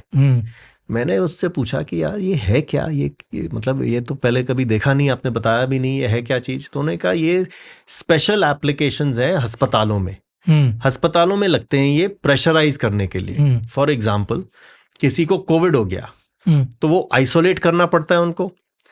आइसोलेट का क्या मतलब? आइसोलेट का सिर्फ ये मतलब नहीं है कि उसको एक कमरे में बंद कर दिया। आइसोलेट का ये मतलब होता है कि जो हवा, वो जो सांस वो बाहर ले रहा है, उस कमरे की हवा कहीं किसी दूसरे कमरे में मिक्स नहीं होनी चाहिए। क्योंकि अगर मुझे वायरल है या कोविड है और मैं इस कमरे में हूं और मैं जो सांस ले रहा हूं, तो कोविड इस कमरे में भी आ गया। अब इस कमरे की हवा अगर बाजू वाले कमरे में चली गई तो वहां जो लोग हैं जिनको कोविड नहीं है उनको हो सकता है। तो आइसोलेशन का मतलब इस हवा को एकदम कंटेन करना। कैसे कंटेन? फिल्टर लगा के प्रेशराइज कर दो कि जो हवा इस कमरे से उधर जाएगी वो फिल्टर होके, कोविड भी फिल्टर होके उस कमरे में जाए और नेगेटिव प्रेशर बन जाए इस कमरे में, ताकि बाहर से हवा अंदर आएगी इस कमरे में और अंदर से बाहर नहीं जाएगी। बाहर की जो हवा आएगी वो PM 2.5 और बाकी चीजों को फिल्टर करती हुई आएगी इधर, और इधर की जो हवा है वो जाएगी यहाँ की फिल्टर करती। Depends on, correct, on the implementation. तो जब मैंने वो देखा, मैंने कहा यार एक दिल्ली में ट्राई करते हैं। तो सब, मैंने बड़ा डर लगा पहले तो यार कि दिल्ली की हवा इतनी ख़राब है। मैंने सीधा बाहर की हवा इस मशीन में ले ली, और स्विस मशीन है, फिल्टर भी महंगे हैं। अगर ये तो बाहर की 2 दिन में तो फिल्टर चोक हो जाएगा और नया फिल्टर लगाना पड़ेगा, तो होगा नहीं। पड़ेगा, चलो ट्राई करते हैं। मैंने अपने घर में जाकर के एक छेद कर दिया और मशीन लगा दी, और मैंने कहा देखते हैं कितने दिन। अचंभे की बात है, पूरा 1 साल चला मेरा बिना फिल्टर चेंज किए, और CO2 लेवल मेरा जो 2800 होता था मेरे बेडरूम में सोने के टाइम, वो आ गया 700। CO2 आ गया 700, और PM 2.5 जो एयर प्यूरिफायर लगा हुआ था कमरे में, जो खाली रिसर्कुलेट करता था, नॉर्मल कोई भी बाजार से आप अमेजोन से कहीं भी किसी दुकान में जाके एयर प्यूरिफायर खरीद लो, कमरे में लगा दो, वो रिसर्कुलेट करेंगी हवा को। वो लगा हुआ था मेरे कमरे में, पर उससे रीडिंग कभी 20, 25, 30 से कम नहीं आई। वो लगाते ही प्रेशर वाला सिस्टम रीडिंग आ गई 0। मैंने कहा ये तो मैजिक हो गया। तो सर ये आप इतने टाइम से रहते हैं, इसका क्या इम्पैक्ट आप फील करते हो अपने ऊपर कि भाई 800 से कम CO2 में या PM में रह रहे हो, क्या आपको इम्पैक्ट लगता है बाकी चीज में कंपैरेटिवली? सबसे पहले तो 8 साल से मुझे अलार्म क्लॉक की जरूरत नहीं पड़ी। मैं सुबह समर्स में 5 बजे उठता हूँ गोल्फ खेलने के लिए, बिना अलार्म के उठ जाता हूँ, चाहे मैं रात को 1 बजे सोऊं चाहे 10 बजे सोऊं, सुबह अलार्म की जरूरत नहीं। जब मैं उठा तो स्नूज की जरूरत नहीं कि 10 मिनट और सो जाते हैं, थके हुए हैं, आज तक 8 साल में वो जरूरत नहीं पड़ी है। उठो feeling fresh, feeling ready to conquer the world. वो वाली फीलिंग कभी पहले नहीं थी। पिछले 8 सालों में 2-3 बार हम भूल गए मशीन चालू करना, क्योंकि आवाज ज्यादा होती नहीं है उसमें, तो हम भूल ही गए। उन 2-3 दिनों में लगा यार सो जाओ वापस, अभी बच्चों को मैं स्कूल छोड़ने जाता हूँ सुबह सुबह, तो लगता है अरे यार आज कोई और चला जाएगा छोड़ने में, मुझे मन नहीं है जाने का। जिस दिन भूल गया फिर लगा कि अरे आज भूल गया मशीन चालू करना, इसीलिए ये हालत हो रही है। मतलब दिस इज द वे जिस तरह से आप अंदर कर सकते हो।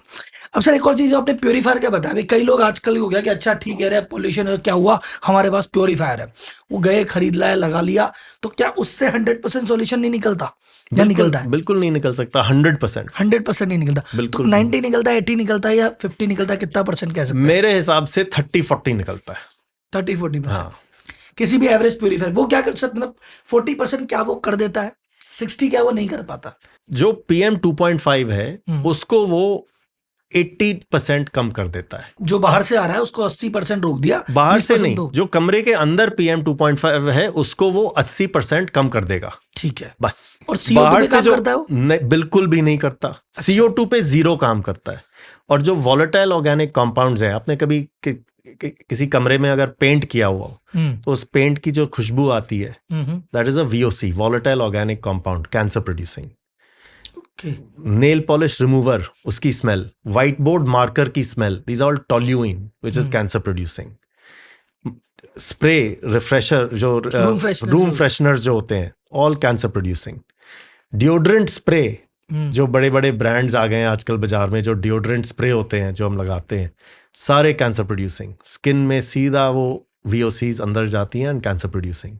सो ऑल ऑफ दोज जो एयर प्यूरिफायर हैं वो उनको नहीं हटाते। अच्छा, ये सारी चीजें तो हर घर में रहती है? बिल्कुल भाई वो मॉस्किटो की कॉइल भी जलती है, बिल्कुल भी रात को अभी, और वो कंपनी का नाम लेते हैं, पर वो अब मच्छर के लिए जब होता है कि जलाते हैं बिल्कुल प्लग में, मशीन वो प्लग में लगा दिया, वो अगर वो मच्छर मर रहा है उससे, तो कुछ ना कुछ आपके लंग्स पे भी असर आ रहा है उसका।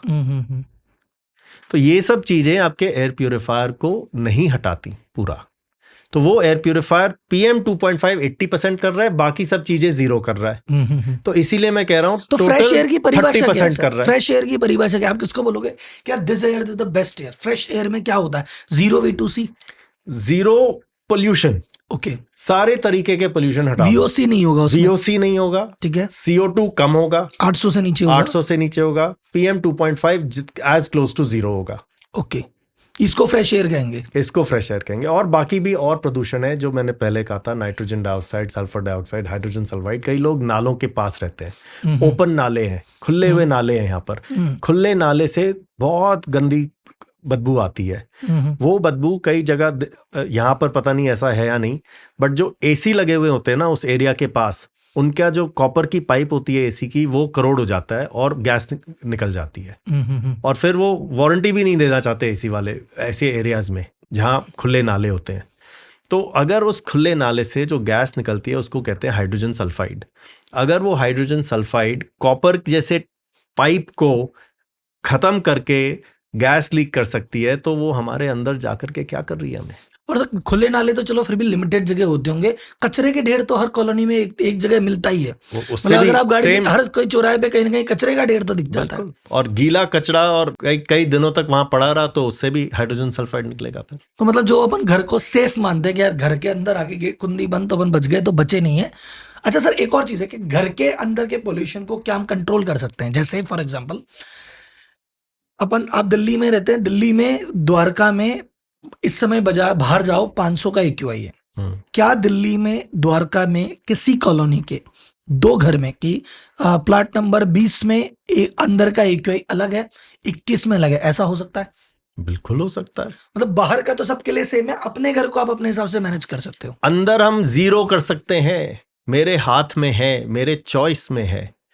हमने 14 साल से we are the first company of India and today the largest company to come up with the most innovative solutions to fix कि अंदर की हवा को हम कम से कम साफ कर सकते हैं।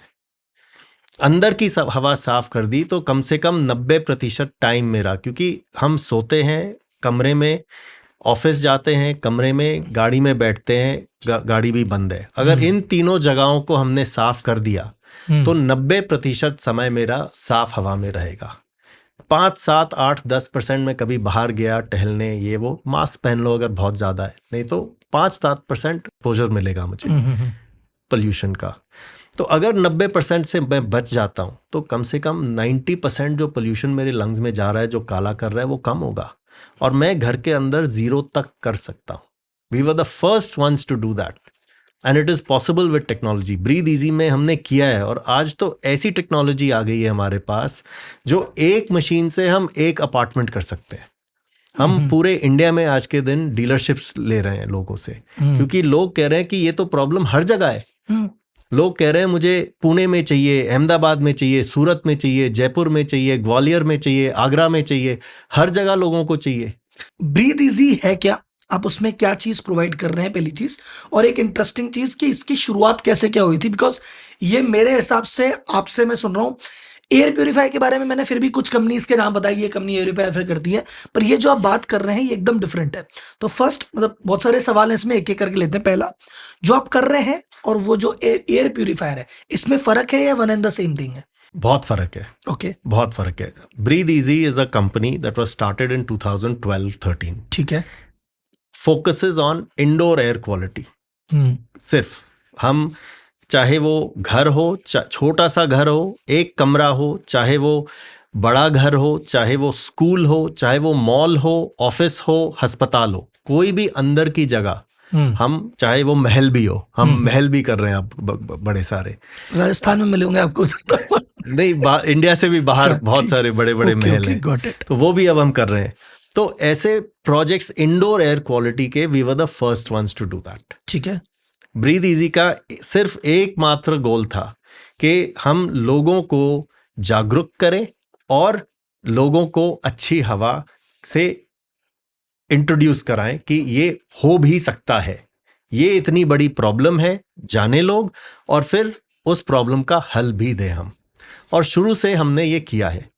हमारे जो सोल्यूशन है वो सिर्फ जो एयर प्यूरिफायर तो बहुत बाद में आए हैं। हमारे 3 डिवीजन है हमारे यहाँ। सबसे पहला डिवीजन, हम स्विस कंपनी के साथ काम करते हैं, IQ Air, जो स्विट्जरलैंड में एयर प्यूरिफायर बनाती है और हम उनको इंपोर्ट करते हैं। वो एयर प्यूरिफायर भी हम बड़े अलग तरीके से लगाते हैं। जो मैं अभी कह रहा था कि हम दीवार में एक छोटा सा छेद करते हैं 4-5 इंच का, और उस एयर प्यूरिफायर को उस छेद में चिपका देते हैं और फिर वो बाहर से हवा खींचता है। बाहर की हवा ना, मैं एक डिस्टिंक्शन बताता हूं आपको, फ्रेश हवा और स्टेल हवा, मतलब बासी हवा, बासी, बिल्कुल बासी हवा या फ्रेश हवा, और साफ हवा और गंदी हवा, ये 4 खाने हो गए। मुझे चाहिए फ्रेश और साफ। ठीक है। और होता क्या है, बासी और गंदा। तो उस बासी को फ्रेश कैसे करो और उस गंदे को साफ कैसे करो, वो ब्रीथ इजी करती है। हम क्या करते हैं, बाहर की हवा फ्रेश है, उसको अंदर ले आते हैं, बट उसको साफ करके, ताकि फ्रेश और साफ हवा मुझे अंदर मिल जाए। ठीक है। तो उस IQ Air के साथ भी मैं बाहर की हवा अंदर करके 4 लेयर ऑफ फिल्टर से साफ करके उसको कमरे में डालता हूं, तो मेरी हवा एकदम जो मैं कहता हूँ तो बाहर की फ्रेश एयर मैंने अंदर ले ली, उसके जो पॉल्यूटेंट थे उसको बाहर ही छोड़ दिया, बिल्कुल, और यहाँ की जो बासी हवा थी उसको बाहर फेंक दी। बाहर नहीं छोड़ा, फिल्टर में अटक गए वो। अच्छा, फिल्टर में वो फिल्टर चेंज करने पड़ते हैं बस। और दूसरी डिवीजन है हमारी जो बड़े बड़े प्रोजेक्ट करती है, बड़ी बड़ी बिल्डिंग है, मॉल है, सिलेक्ट सिटी वॉक मॉल जैसा प्रोजेक्ट हो गया, बड़े स्कूल्स हो गए, जो हमने बहुत कम से कम 15-20 स्कूल्स दिल्ली में किए हैं आज के दिन, सारे स्कूल्स के प्रोजेक्ट हुए, वो प्रोजेक्ट डिवीजन है हमारी। हमारी टीम जाती है, देखती है कि क्या सिस्टम लगे हुए हैं, क्या हो सकता है, और फिर हम कस्टम सोल्यूशन बनाते हैं उसके लिए, और उसकी पूरी हवा सही, पूरे बिल्डिंग की हवा साफ कर देते हैं। और तीसरा, अब हमने वायु प्रोडक्ट निकाला है कुछ साल पहले, जो एक प्रोडक्ट एक 1500 स्क्वायर फुट 1800 स्क्वायर फुट के अपार्टमेंट तक को पूरी साफ कर देता है। और उस वायु में बहुत जान है, उस वायु में पूरे घर में, वायु क्या हुआ, एक तरह का मशीन है, मशीन का नाम है, और उस वायु मशीन में से एक मशीन से 1500 स्क्वायर फुट साफ हो सकता है। PM 2.5 भी कम हो जाएगा और CO2 भी कम हो जाएगा, दोनों चीजें एक मशीन से कम हो जाएंगी, और VOCs भी कम हो जाएंगी, क्योंकि वो डाइल्यूट कर देता है बाहर की हवा से VOCs को, जो अंदर की VOCs है। तो अगर आपका VOC जैसे अंदर PM 2.5 भी है, V2C है, कुछ भी है, तो उसको वो चीज क्लीन कर देता है। अब अगर मैं रिप्लेसमेंट की बात करूं, कि मैं, एक तो होता है कि क्योर, कि अंदर V2C बढ़ गया, VOC बढ़ गया, मैं उसको क्योर कर रहा हूँ, मैं ये VOC को क्या जीरो कर सकता हूँ? कि जैसे मान लो फॉर एग्जाम्पल मॉस्किटो कॉइल से होता है VOC, मैंने कहा यार मैं कॉइल जलाऊंगा ही नहीं, लेकिन फिर मैं मच्छरों से कैसे बचूंगा, कुछ अल्टरनेट या जैसे कहते हैं कि भी पूजा अगरबत्ती से भी कुछ फर्क पड़ता है, जैसे कई चीजें हैं, कई लोग कहते हैं अगरबत्ती से फर्क पड़ता है, मिथ है ट्रुथ है? ये अगरबत्ती, दिया बत्ती, धूप बत्ती, 100% ट्रुथ। इससे VOC जनरेट होता है, PM 2.5 भी जनरेट होता है। वो तो आरती तो सुबह शाम का नियम है, लगभग हर घरों में आधा घंटा होती है। देखो, पहले हमारे घर ना बड़े खुले खुले होते थे, तो अगर हम आरती कर रहे हैं, अगरबत्ती जला रहे हैं, तो खुले घर में क्रॉस वेंटिलेशन होती थी, और वो हवा, धुआं निकल जाता था बाहर आसानी से। बट आजकल के जो हम घर बना रहे हैं, वो एकदम टाइट सील बना रहे हैं। तो जब टाइट सील घर के अंदर अगर आप पूजा करोगे और अगरबत्ती जलाओगे और धूप बत्ती जलाओगे, तो जो धुआं निकलेगा उससे, कोई भी कंबस्टन एक्टिविटी से धुआं तो निकलेगा ही, वो जो धुआं निकलेगा वो उस घर के अंदर, कमरे के अंदर ट्रैप हो तैरता रहेगा, ट्रैप हो गया। और एक बार ट्रैप हो गया, जब हम सांस लेंगे तो हमारे अंदर जा रहा है अब वो। तो सर AC के होने से कुछ फर्क पड़ता है, नहीं पड़ता? AC घर में 100% ACs खाली रिसाइकिल कर रही हैं हवा को, जो गर्म हवा है उसके अंदर जाती है, उसको ठंडा करके वापस वही हवा वापस आ जाती है। जो PM 2.5 के पार्टिकल्स हैं, वो इतने छोटे होते हैं कि जो AC का एक फिल्टर भी होता है जो हम साफ करते रहते हैं, उस फिल्टर से वो PM 2.5 बिल्कुल भी नहीं रुकता। तो वो PM 2.5 AC में जाता है, वापस बाहर आ जाता है। तो जो आप सांस ले रहे हो वो तो सेम है। तो वो AC क्या रोक पाता है? VOC रोक पाता है? कुछ भी नहीं रोक पाता, बस वो ठंडा कर रहा है। बस AC का काम ठंडा करना है, रोग कुछ भी नहीं रहा। तो सर, जैसे मैं क्या सिम्टम से मालूम कर सकता हूँ कि यार मैं इंडोर बैठा हूँ, इसकी क्वालिटी एयर की अच्छी है कि खराब है? क्या सिम्टम हो मुझे, मैं फील करूँ यार यहाँ की हवा ठीक नहीं है? अच्छा, एक तो मशीन है, मशीन लाके रख दी, पता पड़ गया भैया इस समय है। कहाँ पहुंच गया पवन सर? 3400। ये क्या अब की बार 5000 पार करेगा क्या सिम्टम है जिससे आदमी गैस करते हैं? तो समझ आ गया कि ड्राउजीनेस अगर हो रही है, भाई आपकी क्वालिटी में इशू है। अगर आप चीजें भूल रहे हो तो क्वालिटी में इशू है। और कुछ चीजें, या ऑफिस में, घर में सेम चीजें हैं? शॉर्ट टर्म में तो यही चीजें हैं, ड्राउजीनेस, हेडेक, नोजिया। कुछ लोगों को ज्यादा एक्सट्रीम फीलिंग आती है, कुछ लोगों को कम फीलिंग आती है। शुरू में जब हमने शुरू किया था काम, तो हमारे सबसे ज्यादा कस्टमर फॉरेनर्स थे, एक्सपैट्स, जो बाहर से आके इंडिया में आए थे काम करने के लिए। वो कहते थे यार मुझे तो अपने लिप्स में टेस्ट हो रहा है पोल्यूशन, इतना ज्यादा मुझे फीलिंग आ रही है। देखो, ऐसा है कि ये जो पोल्यूशन है ना, आपको लगता है कि आप यूज्ड टू हो गए हो, बट एक्चुअल में आप यूज्ड टू नहीं हो। जो सांस ले रहे हो वो पोल्यूशन जो फॉरेनर को फील आ रही है, और जो हम इंडिया में पैदा बड़े हुए हैं, अंदर दोनों के शरीरों में सेम पोल्यूशन जा रहा है, और इम्पैक्ट भी सेम हो रहा है अंदर, खाली फीलिंग अलग है सबकी। और मैं एक एग्जांपल देता हूँ क्यों फीलिंग अलग होती है। आप किसी प्लेन में चले जाओ, शुरू में जब आप जाते हो अंदर, तो आपको प्लेन के इंजन की आवाज आती है, काफी तेज आवाज होती है वो, बट कुछ देर बाद वो आवाज खत्म सी हो जाती है। फिर इंजन ही नहीं बंद हो गया? इंजन बंद हो गया क्या? नहीं ना। क्यों लगता है कि आवाज कम हो गई? क्योंकि you got used to that noise. हमारे ब्रेन में वो नॉइज की आदत पड़ गई, बट नॉइज अभी भी बॉडी के अंदर जा रही है, और मेरे साथ हुआ है, एक रेड आई फ्लाइट ली थी मैंने अमेरिका से लंदन में, हर हफ्ते जाता था, मंडे टिल थर्सडे, और बहुत थक जाता था। मेरे बॉस ने कहा नॉइज कैंसलिंग हेडफोन ले लो, वो लिए। अगले ट्रिप में मैं पूरा दिन काम किया, रेड आई फ्लाइट के बाद सुबह पहुंचा 6 बजे लंदन, पूरा दिन काम किया है बिना थके, क्योंकि जो आवाज अंदर जा रही थी प्लेन में पूरी रात, वो बंद हो गई नॉइज कैंसलिंग हेडफोन से, और तो जो इम्पैक्ट हुआ बॉडी में वो हट गया। सेम विद पोल्यूशन, अगर मैं वो पोल्यूशन अंदर बंद कर दूं तो इम्पैक्ट जो हो रहा है वो बंद हो जाएगा, और long term effect, short term effects दोनों रिवर्स हो जाएंगे। सर कोई ऐसी चीजें जैसे हम रियलाइज नहीं, जैसे भी आपने कहा कि PM 2.5 तो अंदर चला गया बॉडी में, PM 2.5 के इम्पैक्ट मैंने देख लिया कि पूरी बॉडी में हर जगह, ये डायबिटीज का भी कॉज कर सकता है, कैंसर भी कॉज कर सकता है, इनफर्टिलिटी का भी चीज कर सकता है, स्लीप लॉस, मेमोरी लॉस, ये VOC का भी सेम चीज है, COT का भी सेम चीज है। ये कौन सी ऐसी चीज है जो हम रियलाइज नहीं करते बट है इसकी वजह से ही? मेन 3 बकेट्स तो यही है, ठीक है। PM particulate matter, volatile organic compounds and other gases, and CO2 भी आ जाता है उसी में। तो तीनों ही हमें पता नहीं रहता अगर हम जागरूक नहीं है तो।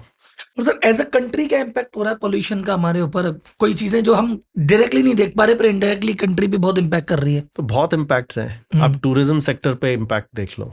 जो लोग इंडिया आना चाहते हैं, जब वो न्यूयॉर्क टाइम्स में 4 दिन पहले फ्रंट पेज पे आर्टिकल था, Delhi gasps with bad air quality, जब कोई देखेगा वो तो क्या इंप्रेशन आएगा? वो अगर वो दिल्ली इमेज भी खराब होती अगर है। वो दिल्ली छुट्टी पे आने की सोच भी रहा होगा, बोलेगा नहीं यार अभी विंटर में नहीं जाएंगे। तो टूरिज्म पे इम्पैक्ट आया, इमेज पे भी आया, इंडिया खराब इमेज है। इंडस्ट्री पे आएगा। जो इंडिया में इन्वेस्ट करेगा वो बोलेगा, अगर कोई मल्टीनेशनल इंडिया में इन्वेस्ट करना चाहती है तो वो बोलेगा कि मैं अपने लोगों को भी भेजूंगा, कुछ टॉप के लोगों को भेजूंगा। बट इंडिया जैसी जगह में अगर इतना ज्यादा पोल्यूशन है तो मेरे टॉप के लोग जाना भी नहीं चाहेंगे, तो मे बी मैं इंडिया में इन्वेस्ट नहीं करूंगा, तो इंडस्ट्री पे असर आएगा। तो ऐसे करके इंडस्ट्री, टूरिज्म और बहुत सारी चीजें हैं जिसपे पोल्यूशन का मेडल भी हमारे खिलाड़ी कमी लाते, उसका भी स्पोर्ट्स पे भी इम्पैक्ट पड़ता है फिर तो चीजों। मैंने तो ये बोला हुआ है पहले कि इंडियन लंग्स, जो हमारे इंडिया में जो पैदा होते हैं और बड़े होते हैं लोग, उनके जो लंग्स होते हैं, फेफड़े होते हैं, उनके लंग्स जो यूरोपियन और वेस्ट के जो लंग्स हैं उससे कम 15 से 20% छोटे होते हैं। और भी कारण हैं, many other reasons including diet, ये वगैरह वगैरह, बट एक कारण प्रदूषण का भी है। प्रदूषण की वजह से हमारे लंग्स कमज़ोर होते हैं, और उसकी वजह से हम ओलंपिक्स में और बड़े बड़े इवेंट्स में जितना हम खेल सकते हैं और जितने मेडल्स हमें जीतने चाहिए उतने हम कभी जीतते नहीं हैं। एक किसी ने मुझे बोला कि यार जो तुम कहते हो क्रिकेट में तो इंडिया बहुत आगे है, फिर क्रिकेट में इतना आगे कैसे है? वो प्रोबेबिलिटी पर आ गया ना। इंडिया में लोग, कितने लोग क्रिकेट खेलते हैं, बाकी अमेरिका में कितने लोग क्रिकेट खेलते हैं? अमेरिका में क्रिकेट है भी, यूरोप जैसे देशों में कितना क्रिकेट खेलते हैं, बट यहाँ जितना क्रिकेट खेलते हैं at the end of the day कोई तो निकलेगा, कोई ना कोई तो निकलेगा ही। तो सर अभी जैसे एक अपने को तरीका समझाया, एक तो जो आपने सिस्टम ब्रीथ इजी में बताया, दैट इज सिस्टम है, उसमें एयर प्योरीफायर भी आप करते हैं ना? बिल्कुल।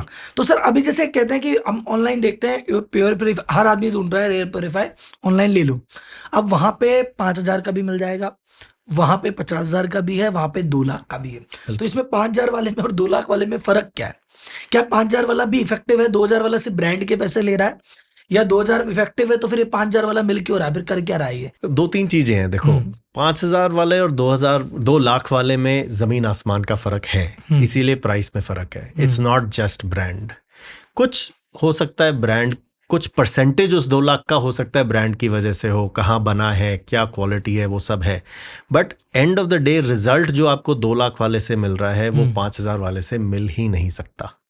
2-3 चीजें उसमें। सबसे पहला तो पंखा, जो 2,000, 4,000, 5,000, 10,000 वाली मशीनें हैं वो 2, 4, 3, 4 साल चलती हैं और फिर खराब हो जाती हैं, बेकार। उसमें जो सारा वेस्ट हो जाता है, प्लास्टिक वगैरह वगैरह, वो सब बेकार। ठीक। जो महंगी वाली मशीन है हमारे पास है, वो 15-15 साल, 20-20 साल चल रही हैं। हम सर्विस 15 साल बाद भी उनको दे रहे हैं। तो सबसे पहले तो sustainability wise they are better. आप 15 साल में जितना खर्चा करोगे उतना आप सेम जो 5,000 की मशीन है कितने बार खरीद लोगे वर्सेस 2 लाख की मशीन एक ठीक बार है। खरीदोगे। दूसरा, फिल्टर की क्वालिटी। आप क्यों खरीद रहे हो ये मशीन? चीजें सिर्फ फिल्टर हो जाए। बोलने के लिए नहीं कि मैंने एयर प्योरीफायर लगा लिया है, सच में मुझे अपने सेहत का ख्याल है, इसीलिए मैं एयर प्योरीफायर लगाना चाह रहा हूँ ना। तो अगर सच में मैं सेहत का ख्याल रख रहा हूँ, मैं बाहर डिनर पे जाता हूँ 2-4-5 हज़ार रुपए स्पेंड कर देता हूँ, मैं कहीं छुट्टी पे जाता हूँ 50,000 रुपए 1 लाख रुपया खर्च कर देता हूँ। तो यार एक छुट्टी पे कम चले जाओ, पूरी फैमिली के साथ जाते हैं ज़्यादा ही खर्चा होता है, एक छुट्टी पे कम कर चले जाओ और एक कमरे में अपने बेडरूम में अच्छा प्योरीफायर लगा लो जो पूरे फैमिली के हेल्थ को एक्चुअल में इम्पैक्ट करेगा। मैं आपको एक एनेक्डोटल एविडेंस देता हूँ। एनेक्डोटल मतलब इट्स नॉट स्टडीड की पेयर रिव्यूड साइंटिफिक नहीं है, बट मेरे खुद का तजुर्बा है ये। मेरे लड़के के नाक से खून बहता था, हर दूसरे तीसरे दिन स्कूल से फोन आ जाता था कि ये नाक से खून आ रहा है, कंट्रोल नहीं हो रहा है, इसको घर ले जाओ भाई। और हम डॉक्टर्स के पास जाते थे, डॉक्टर्स कहते थे अभी तो ये छोटा है, इसको एंटीबायोटिक दो और जब ये बड़ा हो जाएगा तो सर्जरी करानी पड़ेगी। परेशान हम कि क्या करें, हर दूसरे तीसरे दिन घर। जब ये एयर प्यूरिफायर स्विस वाला जो महंगा वाला है, 1-1.25 लाख रुपए वाला है, जब वो लगाया उसके कमरे में, 15 दिन के बाद नोज ब्लीड बंद। तब से और आज 8 साल हो गए हैं, उसके नाक से कम ज्यादा में ज्यादा 1 या 2 बार लगाते ही विदिन 1-2 महीने 1-2 बार हुआ होगा वो, उसके बाद कंप्लीटली बंद। तो जो इम्पैक्ट आपकी बॉडी में हो रहा है, जो आपको पता भी नहीं है, जो चीजें हो रही है, रैश होती है, एलर्जी होती है, लोग सोचते हैं कि सिर्फ जिसको अस्थमा है, सिर्फ जो ज्यादा सेंसिटिव है उसको लगाना चाहिए। बिल्कुल भी नहीं। आपको क्या क्या हो रहा है आपकी बॉडी में आपको पता भी नहीं है। रिप्रोडक्टिव सिस्टम में इंपैक्ट आ रहा है, किडनी में इंपैक्ट आ रहा है, लिवर में इंपैक्ट आ रहा है, हार्ट में इंपैक्ट आ रहा है। बिना फ्राइड खाए, बिना कोलेस्ट्रॉल खाए आपको इस्केमिक हार्ट डिजीज हो सकता है, आप स्ट्रोक और हार्ट डिजीज से मर सकते हैं बिकॉज ऑफ एयर पोल्यूशन। क्योंकि सर आजकल ये आता ही है ना कि भाई ठीक है, ये फलाना व्यक्ति रोज जिम जाता था फिर भी देखो उसके हार्ट अटैक आ गया, ये व्यक्ति ने आज तक कभी ड्रिंक नहीं किया, आज तक कभी स्मोक नहीं किया, इसके कैसे आ गया? तो उनके भी कॉम्प्लिकेशन है, तो this could be one of the reason जो हमको दिख ही नहीं रहा। बिल्कुल तो सर फिर अगर ये 5,000 का, मतलब 5,000 या 10,000 का कुछ कर ही नहीं रहा, तो फिर क्या ये सिर्फ फैशन दिखावटी लगा हुआ है, क्या चक्कर क्या है? मतलब मन की शांति के लिए। वेरी अनफॉर्चुनेट, एक one of the biggest consumer brand companies of the world, उनके इंडिया के सीईओ से मैं बात कर रहा था और उनसे मैंने कहा कि आपका जो आपकी एक मशीन है 10,000 रुपए वाली, आप कहते हो कि 200 स्क्वायर फुट के कमरे के लिए चलती है। मेरा एक कस्टमर है, उसने लगाया हुआ था, छोटी सी बच्ची थी उस कस्टमर के कमरे में लगाया हुआ था, और उस बच्ची को अस्थमा था, और उस बच्ची का अस्थमा कंट्रोल ही में ना आए, और उन्होंने फिर फाइनली वो मशीन लगा के फिर उसके जब कंट्रोल में नहीं आया तो मुझे बुलाया। मैं उस कमरे में गया, मैंने मीटर से देखा, मैंने कहा ये मशीन तो आपकी चालू है पूरे, उन्होंने कहा हाँ पिछले 10-15-20 दिन से चालू है ये मशीन, और रीडिंग कमरे में 200-250 दिल्ली में। मैंने कहा ये मशीन तो कुछ कर ही नहीं रही। फिर मैंने अपनी मशीन लगाई और उनका फोन आया 1 हफ्ते बाद कि जो नेबुलाइजर यूज कर रहे थे बच्चे पर वो कम हो गए हैं, जो स्टेरॉइड्स और एंटीबायोटिक्स और इनहेलर यूज कर रहे थे वो कम हो गए हैं ऑलरेडी 1 हफ्ते में। तो जब मैंने उस सीईओ से बात की, मैंने कहा भाई तुम बोलते हो 200 स्क्वायर फीट में ये चलेगा, वो तो 125 स्क्वायर फीट वाले कमरे में भी नहीं चल रहा था, तो तुम लोग क्यों बेचते हो ये? तो उसका जवाब सुन के मैं हैरान हो गया। वो कहता है we have to have products at a certain price point. हमें प्राइस पॉइंट पे प्रोडक्ट इंडिया में निकालने जरूरी है, क्योंकि कंज्यूमर की जेब उतनी ही अफोर्ड कर सकती है। मुझे पता है कि वो इतना इफेक्टिव नहीं है, पर फिर भी उस प्राइस पॉइंट के लिए मुझे निकालना जरूरी है। मतलब इफेक्टिव वाला निकालने में 25-30 हजार लगेंगे, 30 कोई देगा नहीं, तो 10 में जो भी आ सकता है, अच्छा बुरा सही गलत ले उस। मुझे पता है कि ये नहीं चलेगा, बट फिर भी 10,000 पे मुझे निकालना जरूरी है, क्योंकि मुझे पता है ये बिकेंगे। तो इंडियन कंज्यूमर की प्राइस को देखते हुए चीजें बना रहे हैं, उसकी क्वालिटी जो है मन की शांति के लिए, टेक्निकली आपको लग रहा है भाई मैंने लगा लिया, पर हुआ कुछ भी नहीं है। बिल्कुल। तो सर इसको एक आम आदमी के लिए सर प्लीज आप उसको गाइड करो कि अगर कोई प्यूरीफायर खरीद रहा है तो क्या 2-3 चीजें ध्यान में दे, सेलेक्ट करे, ताकि उसको पता चले कि भाई तू खरीदते टाइम ये 3 चीजें देख लिया कर, अगर ये है तो ओके, अगर ये नहीं है तो दूर रहो, हाथ जोड़ो। भाई आप 1.5 लाख रुपए लगा के उसका मजा तो लोगे, 10,000 रुपए लगा के कुछ जीरो से मतलब है, 10 ही मत लगाओ, लगाओ ही मत। बिल्कुल बिल्कुल। तो मैं तो क्या कहता हूँ बैठ गए आज के दिन आप हर कमरे में, कभी कभी तो घर में 2-3 कमरे होते हैं, लोग 3-3 कमरों में एयर प्यूरिफायर लगा देते हैं, 10,000 का, 15,000 का, फिर हर साल, हर 6 महीने में हर साल वो फिल्टर चेंज करते हैं, उसके पैसे लगते हैं। उससे अच्छा तो हमारा नया प्रोडक्ट है एक वायु। वो सोचो, एक मशीन लग गई एक अपार्टमेंट के लिए, पूरे अपार्टमेंट में आपको साफ हवा मिलेगी, CO2 भी कम हो गया, PM 2.5 भी कम हो गया।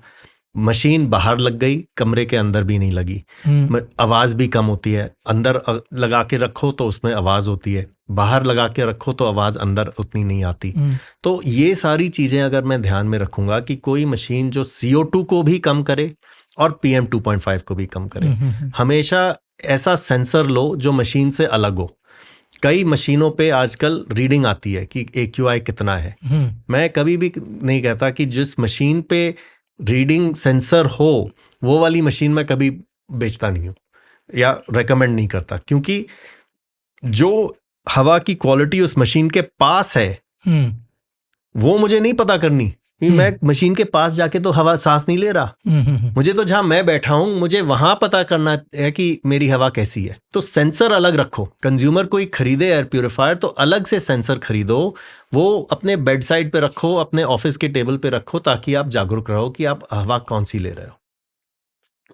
Got it.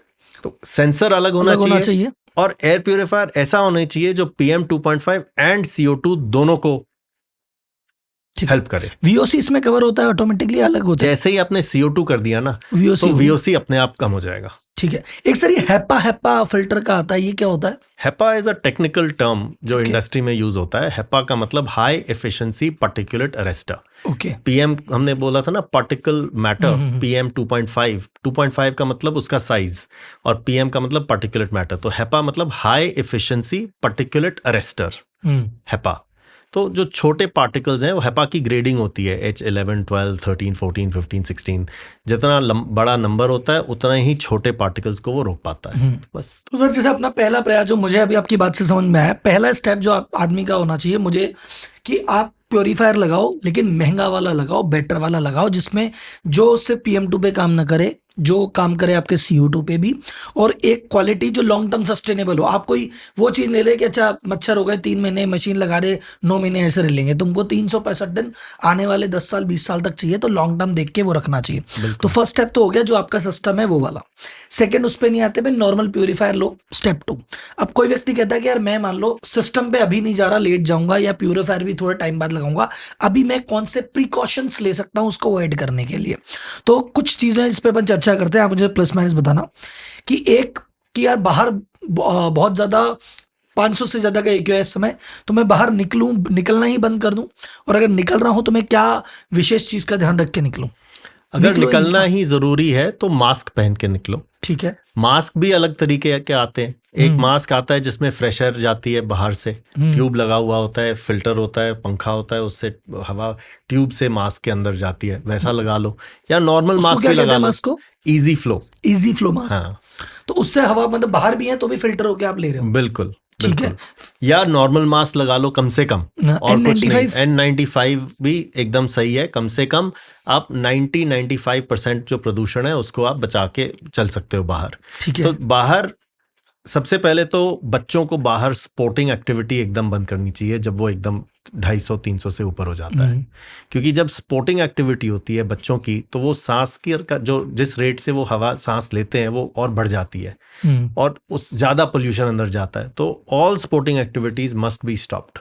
आइडियली जो स्टेट गवर्नमेंट है, सेंट्रल गवर्नमेंट है, उनको निकालने चाहिए वार्निंग्स कि हवा बाहर इतनी खराब हो गई है, सारी बाहर की एक्टिविटी बंद करो।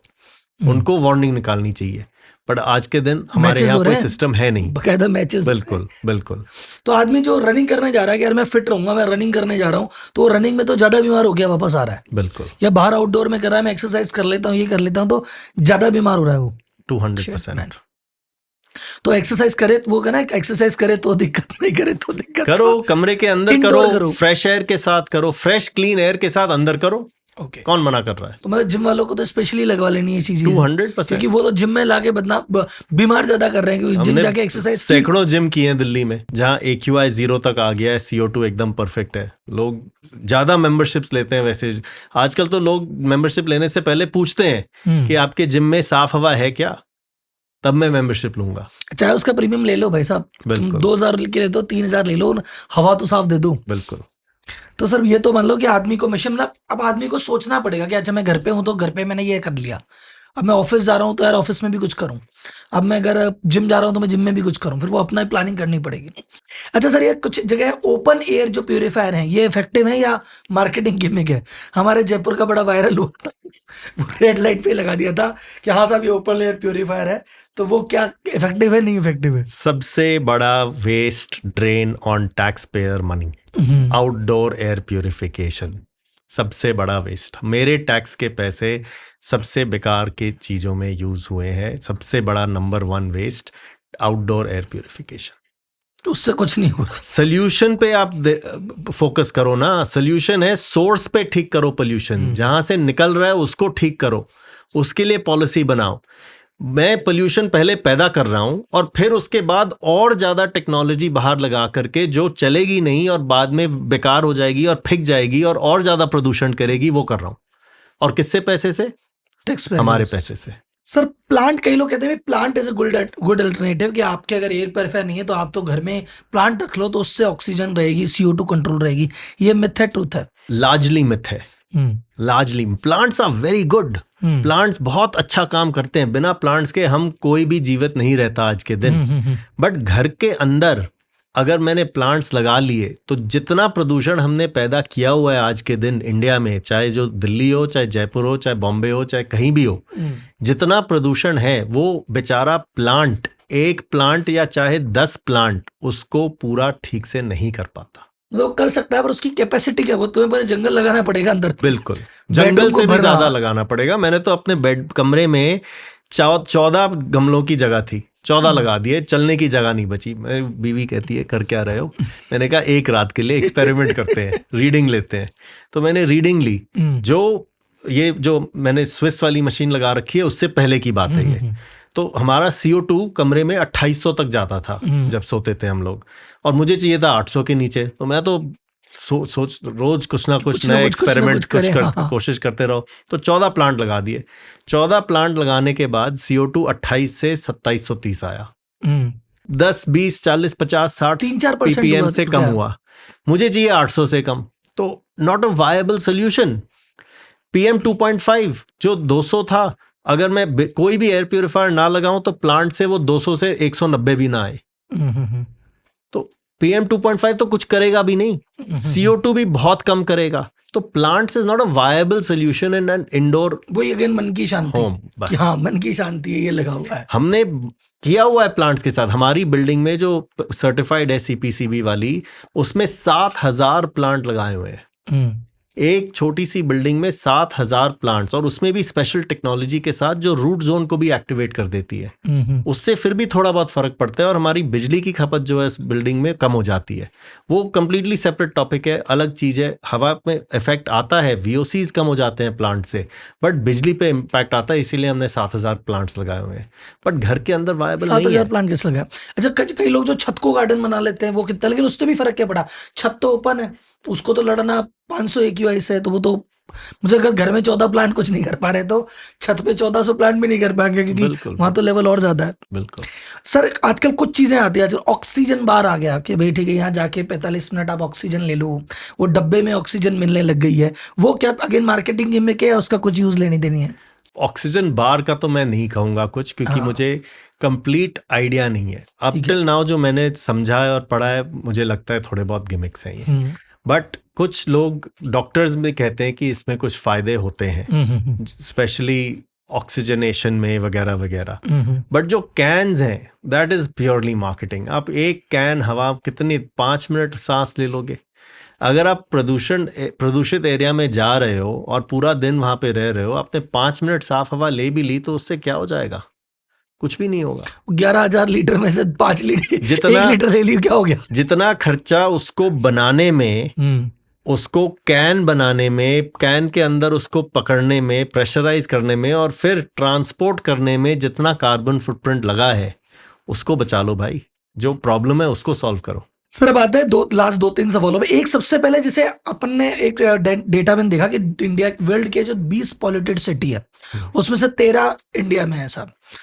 अब मुझे लगा भी इंडिया में ये कंस्ट्रक्शन एक्टिविटी या मैन्युफैक्चरिंग की वजह से, लेकिन वर्ल्ड का मैन्युफैक्चरिंग हब तो चाइना है, उसकी कोई सिटी का उसमें जिक्र नहीं है। तो मेरे को एक शॉकिंग लगा यार, चाइना में तो दुनिया भर का प्रोडक्शन हो रहा है, दुनिया भर की चीजें हो रही है, वहां इंपैक्ट नहीं आ रहा क्या? इंडिया से पहले चाइना ही था। Beijing was the world's most polluted capital before Delhi. Okay. तो सबसे ज्यादा अटेंशन चाइना पे ही था। बट चाइना में क्या है, it is a top down approach. Government ने बोल दिया अच्छा सबसे ज्यादा पोल्यूशन है, हमें कुछ करना है तो करना है। सारी इंडस्ट्रीज को दूर भेज दिया, रिमोट एरियाज में भेज दिया, सारे रोड्स बड़े कर दिए, गाड़ियां बंद कर दी, कुछ जो करना था ऐसे चुटकियों में कर दिया। फिर भी उनको लगे 10 साल ठीक करने में। इंडिया में टॉप डाउन अप्रोच नहीं है, बॉटम अप अप्रोच है। जब तक हमारी आवाम हल्ला नहीं करेगी, आवाज नहीं करेगी कि हमें इसका सुधार चाहिए, तब तक हम देखेंगे नहीं सुधार। तो जब तक वो नहीं होता तब तक हमारा काम शुरू होगा नहीं, और तभी भी हमें 10 से 15 साल लगेंगे इस प्रॉब्लम को सब सॉल्व कुछ करने में। चाइना जैसी कंट्री को अगर जहाँ एक इशारे पे सब कुछ होता है, उनको अगर 10 साल लग गए तो हमारे तो हर चीज में भाई वही गाड़ियां बैन करो तो उसमें ये धरना, उसमें ये कह दो तो उसमें वो। तो सर ऐसी परिस्थिति में क्या लगता है मैं इंडिया में कभी भी सुधरेगा, या मतलब एक होता है ना कि टाइम लग के सुधर जाएगा, समय के साथ 25 साल बाद एवरीथिंग विल बी बेटर, ऐसा हो जाएगा प्रोबेबिलिटी है, या फिर कभी होगा ही नहीं कंडीशन को देखते हुए? क्या लगता है क्या प्रोबेबिलिटी है? देखो, अगर हम मेहनत करेंगे, कोशिश करेंगे तो हल तो है। जो 13 प्रॉब्लम्स मैंने बताई हैं, उन 13 प्रॉब्लम्स के हल, एक एक प्रॉब्लम का हल है मेरे पास। और हल ही नहीं है, उसके साथ मैंने पूरा प्लान बनाया हुआ है कि कितना खर्चा लगेगा और कितना टाइम लगेगा। बट पॉलिटिकल विल चाहिए उसके लिए। मेरा एक दोस्त है डॉक्टर शरत गुट्टीकुंडा करके, उनकी वेबसाइट है urbanemissions.info। It is the leading air quality scientist of India, और उन्होंने बहुत बढ़िया वेबसाइट बनाई है जिसमें सारी इंफॉर्मेशन है अबाउट एयर पोल्यूशन। और अगर उस वेबसाइट को आप देखोगे तो आपको उसमें, हम कल 2-3 दिन पहले बात कर रहे थे, और हम जब बात कर रहे थे तो पता चला कि अगर आज हम शुरू करते भी हैं पूरी पॉलिटिकल विल के साथ, तो इस प्रॉब्लम को सुधारने में फिर भी हमें 15 साल लगेंगे इंडिया जैसी जगह में। बट शुरुआत तो कभी ना कभी करनी पड़ेगी हमें। और स्पीड पूरी 100% स्पीड के साथ लगना पड़ेगा। 100% भी ना, क्योंकि 100% इंडिया में कभी कुछ होता नहीं है। अगर हम 15 साल का रिजल्ट तो 100% में ही है। अगर आप नहीं, 50% एफर्ट करोगे तो 15 साल का है, टेकिंग इनटू कंसिडरेशन कि हमारे यहाँ इनएफिशिएंसीज हैं, और तब हमें 15 साल लगेंगे। अगर हमने 100% हर एक चीज में कर दिया तो ये 8-9-10 साल में हो सकता है। अभी मैं एक रैपिड फायर राउंड पे अपन बातचीत करेंगे, पर उससे पहले एक लास्ट सवाल। एक अभी आपने इंटरेस्टिंग एनेक्डोट मुझे बताया, उसको मैं चाहता हूँ एक बार ऑडियंस से शेयर करें। दिल्ली में जहां पूरी वर्ल्ड की मोस्ट पॉल्यूटेड के लिए बदनाम है, वहां पे आप जिस बिल्डिंग में रहते हैं, जो आपकी एक बिल्डिंग है, वो सबसे ज्यादा, मतलब क्या आपने बताया था कि सबसे प्योर क्वालिटी की एयर है, और प्रूवन बाय गवर्नमेंट है कि भाई इससे ज्यादा साफ हवा किसी बिल्डिंग में है ही नहीं इंडिया में। तो उसके बारे में कि एक तो वो बिल्डिंग कैसे है, उसका क्या इनिशियल प्लानिंग थी, और अभी वहां क्या स्थिति है, उसके बारे में प्लीज बताइए ऑडियंस को एक बार। ये पहाड़पुर बिजनेस सेंटर है। मेरे फादर इन लॉ ने शुरू की थी ये बिल्डिंग, और उनकी लंग कैपेसिटी कम हो गई थी, तो उनके डॉक्टर्स ने कहा था कि आप दिल्ली से बाहर चले जाओ क्योंकि आपके लंग्स को इम्पैक्ट कर रहा है प्रदूषण। ये बात है 1990s की, 1990 की। तो वो दिल्ली की फैमिली से हैं, इंडस्ट्री से हैं, तो दिल्ली छोड़ के जाना मुमकिन नहीं था उनके लिए। तो उन्होंने फिर Lawrence Berkeley national labs, California, NASA और IIT दिल्ली, तीनों से बातचीत शुरू की और सोल्यूशन निकाला अपनी बिल्डिंग में हवा ठीक करने के लिए।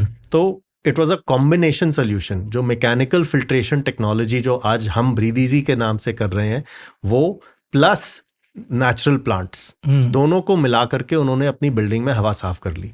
उनकी लंग कैपेसिटी वापस आ गई, और डॉक्टर्स हैरान। उन्होंने कहा वाह, जो भी आप कर रहे हो बड़ा अच्छा कर रहे हो, आप करते रहो, अब दिल्ली छोड़ने की जरूरत नहीं है। तो ऐसे उन्होंने शुरुआत की, और उन्होंने फिर कई मुद्दे सुप्रीम कोर्ट तक वो लेके गए PILs के जरिए, ताकि हम बाहर की हवा को ठीक कर सकें। जो बेंजीन लेवल है हमारी हवा में दिल्ली में बहुत हाई चली गई थी। हमारे फ्यूल में 5% बेंजीन होता था, उन्होंने उसको 1% कराया। ऐसे कई मुद्दे उन्होंने फाइट किए सुप्रीम कोर्ट के जरिए।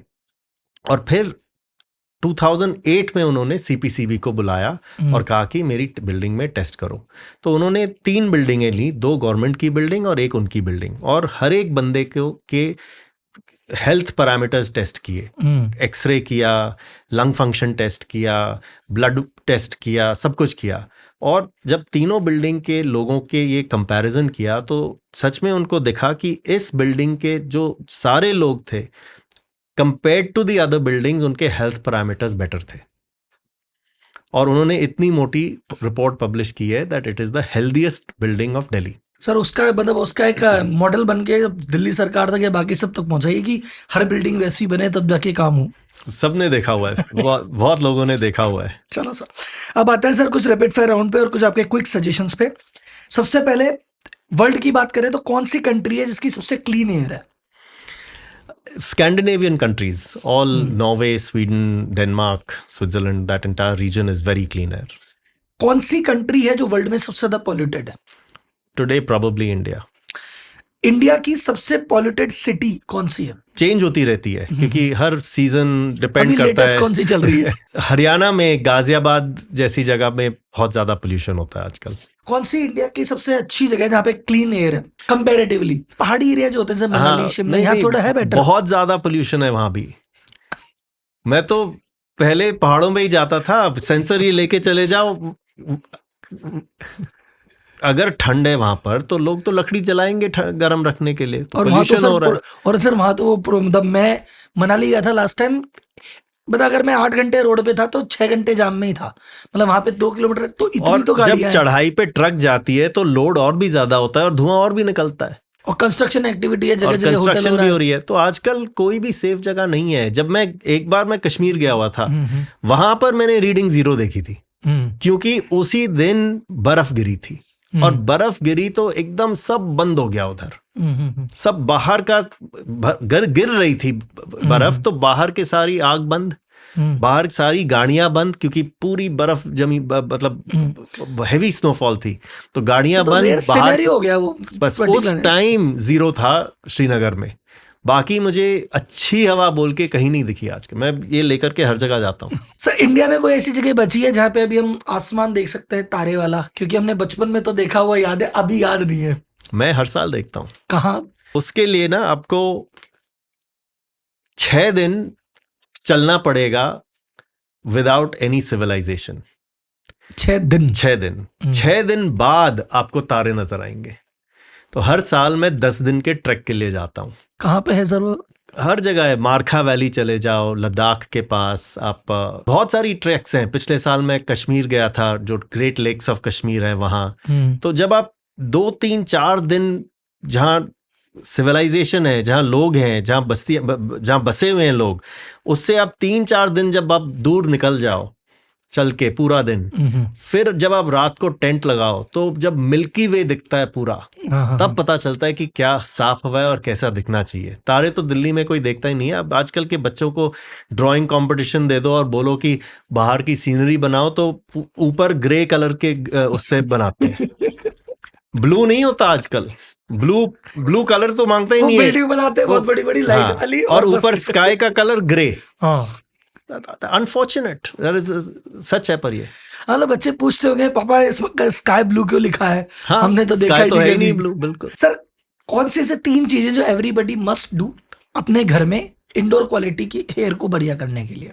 Must do. विदाउट प्योरीफायर या विद प्योरीफायर? विद प्योरीफायर ही बोल दो एक बार तो, चाहे उसको जोड़ दो। चाहे एक तो प्योरीफायर होना चाहिए या ये सिस्टम होना चाहिए वाला। 3 कैटेगरी में डालता। ठीक है।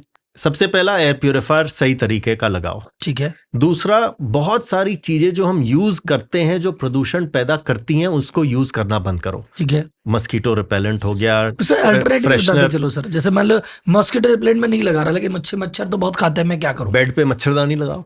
ठीक है। वो जो रैकेट आता है मच्छर मारने का, वो रखो। ठीक है, गॉट इट। फिर डिओड्रेंट स्प्रे मत यूज करो, उसके भी बहुत सिंपल सोल्यूशन है उसका। जो जो पत्थर होता है ना, फिटकरी इज द बेस्ट डिओड्रेंट। उसको गीला करके डिओड्रेंट की तरीके से लगा लो, it is much better than any of the sprays. एक फिटकरी का पत्थर 2 साल 3 साल चलेगा, 10 रुपए का आएगा और काम खत्म। जो आप 100-200 रुपए के ये महंगे वाले स्प्रे खरीदते हो और जो एड्स आते हैं टीवी पे हर क्रिकेट मैच के बीच में, वो सब कैंसर प्रोड्यूसिंग होते हैं, 90% ऑफ देम। तो be careful of those and you have a simple solution which is very effective. Room freshener है, रूम फ्रेशनर तो बिल्कुल भी यूज नहीं करने चाहिए। लोग रूम फ्रेशनर क्यों यूज करते हैं?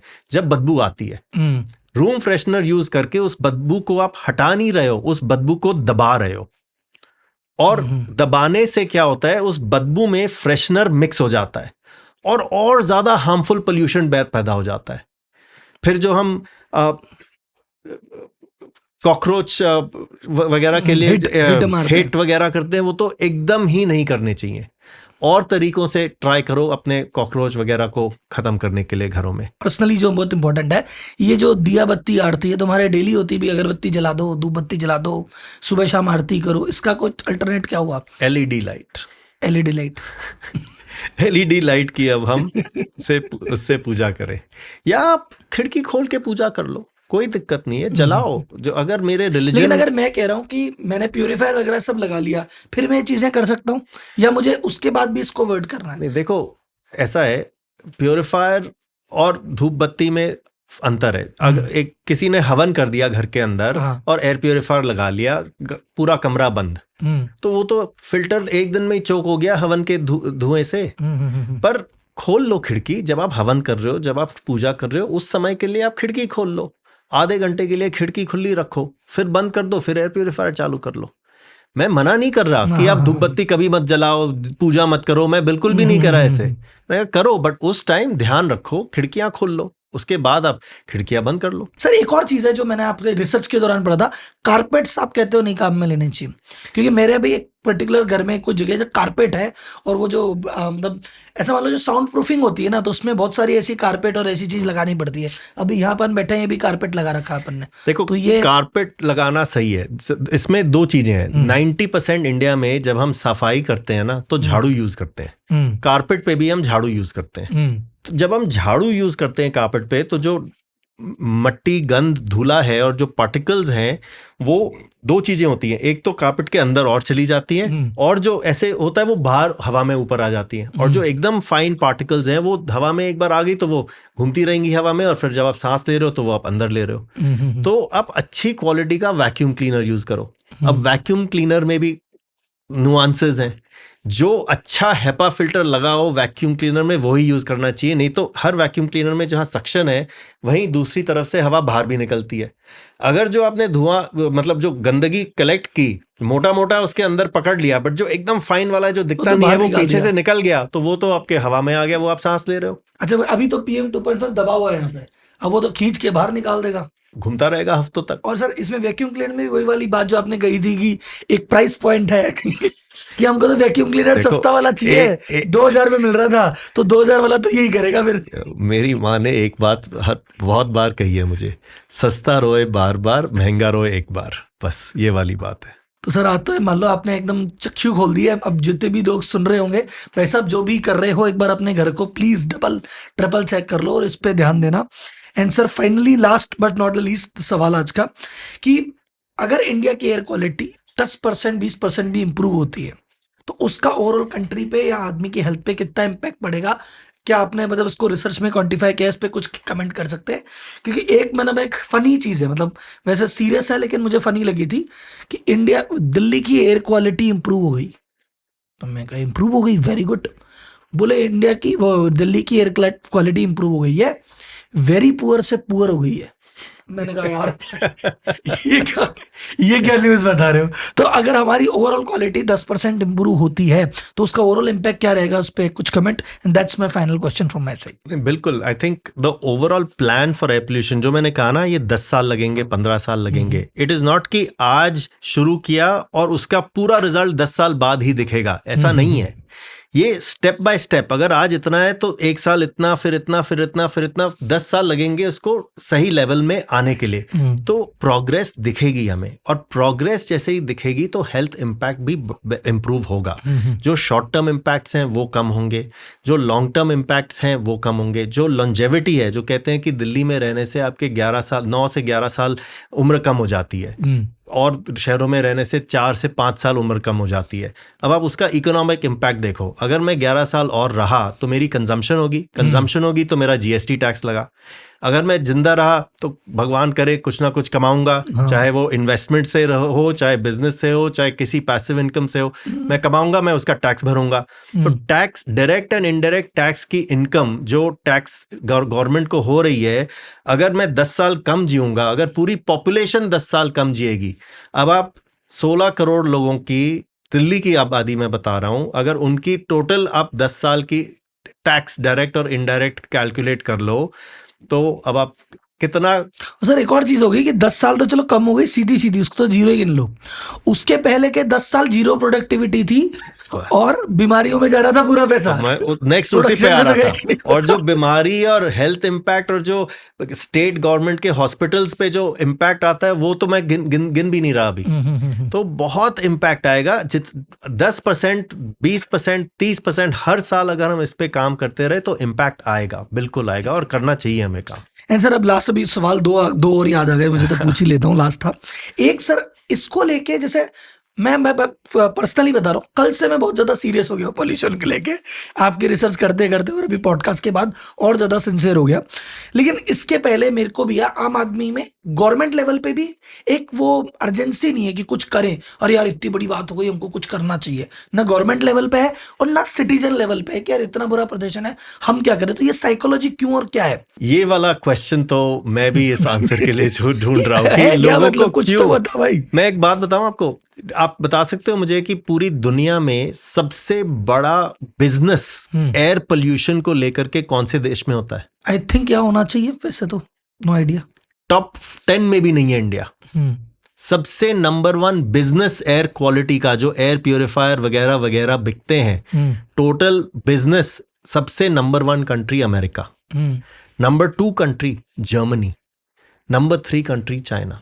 मतलब वहां तो फिर भी अच्छा है, उसको भी वो बुरा मानते हैं। मतलब अंदर की हवा फिर भी खराब है।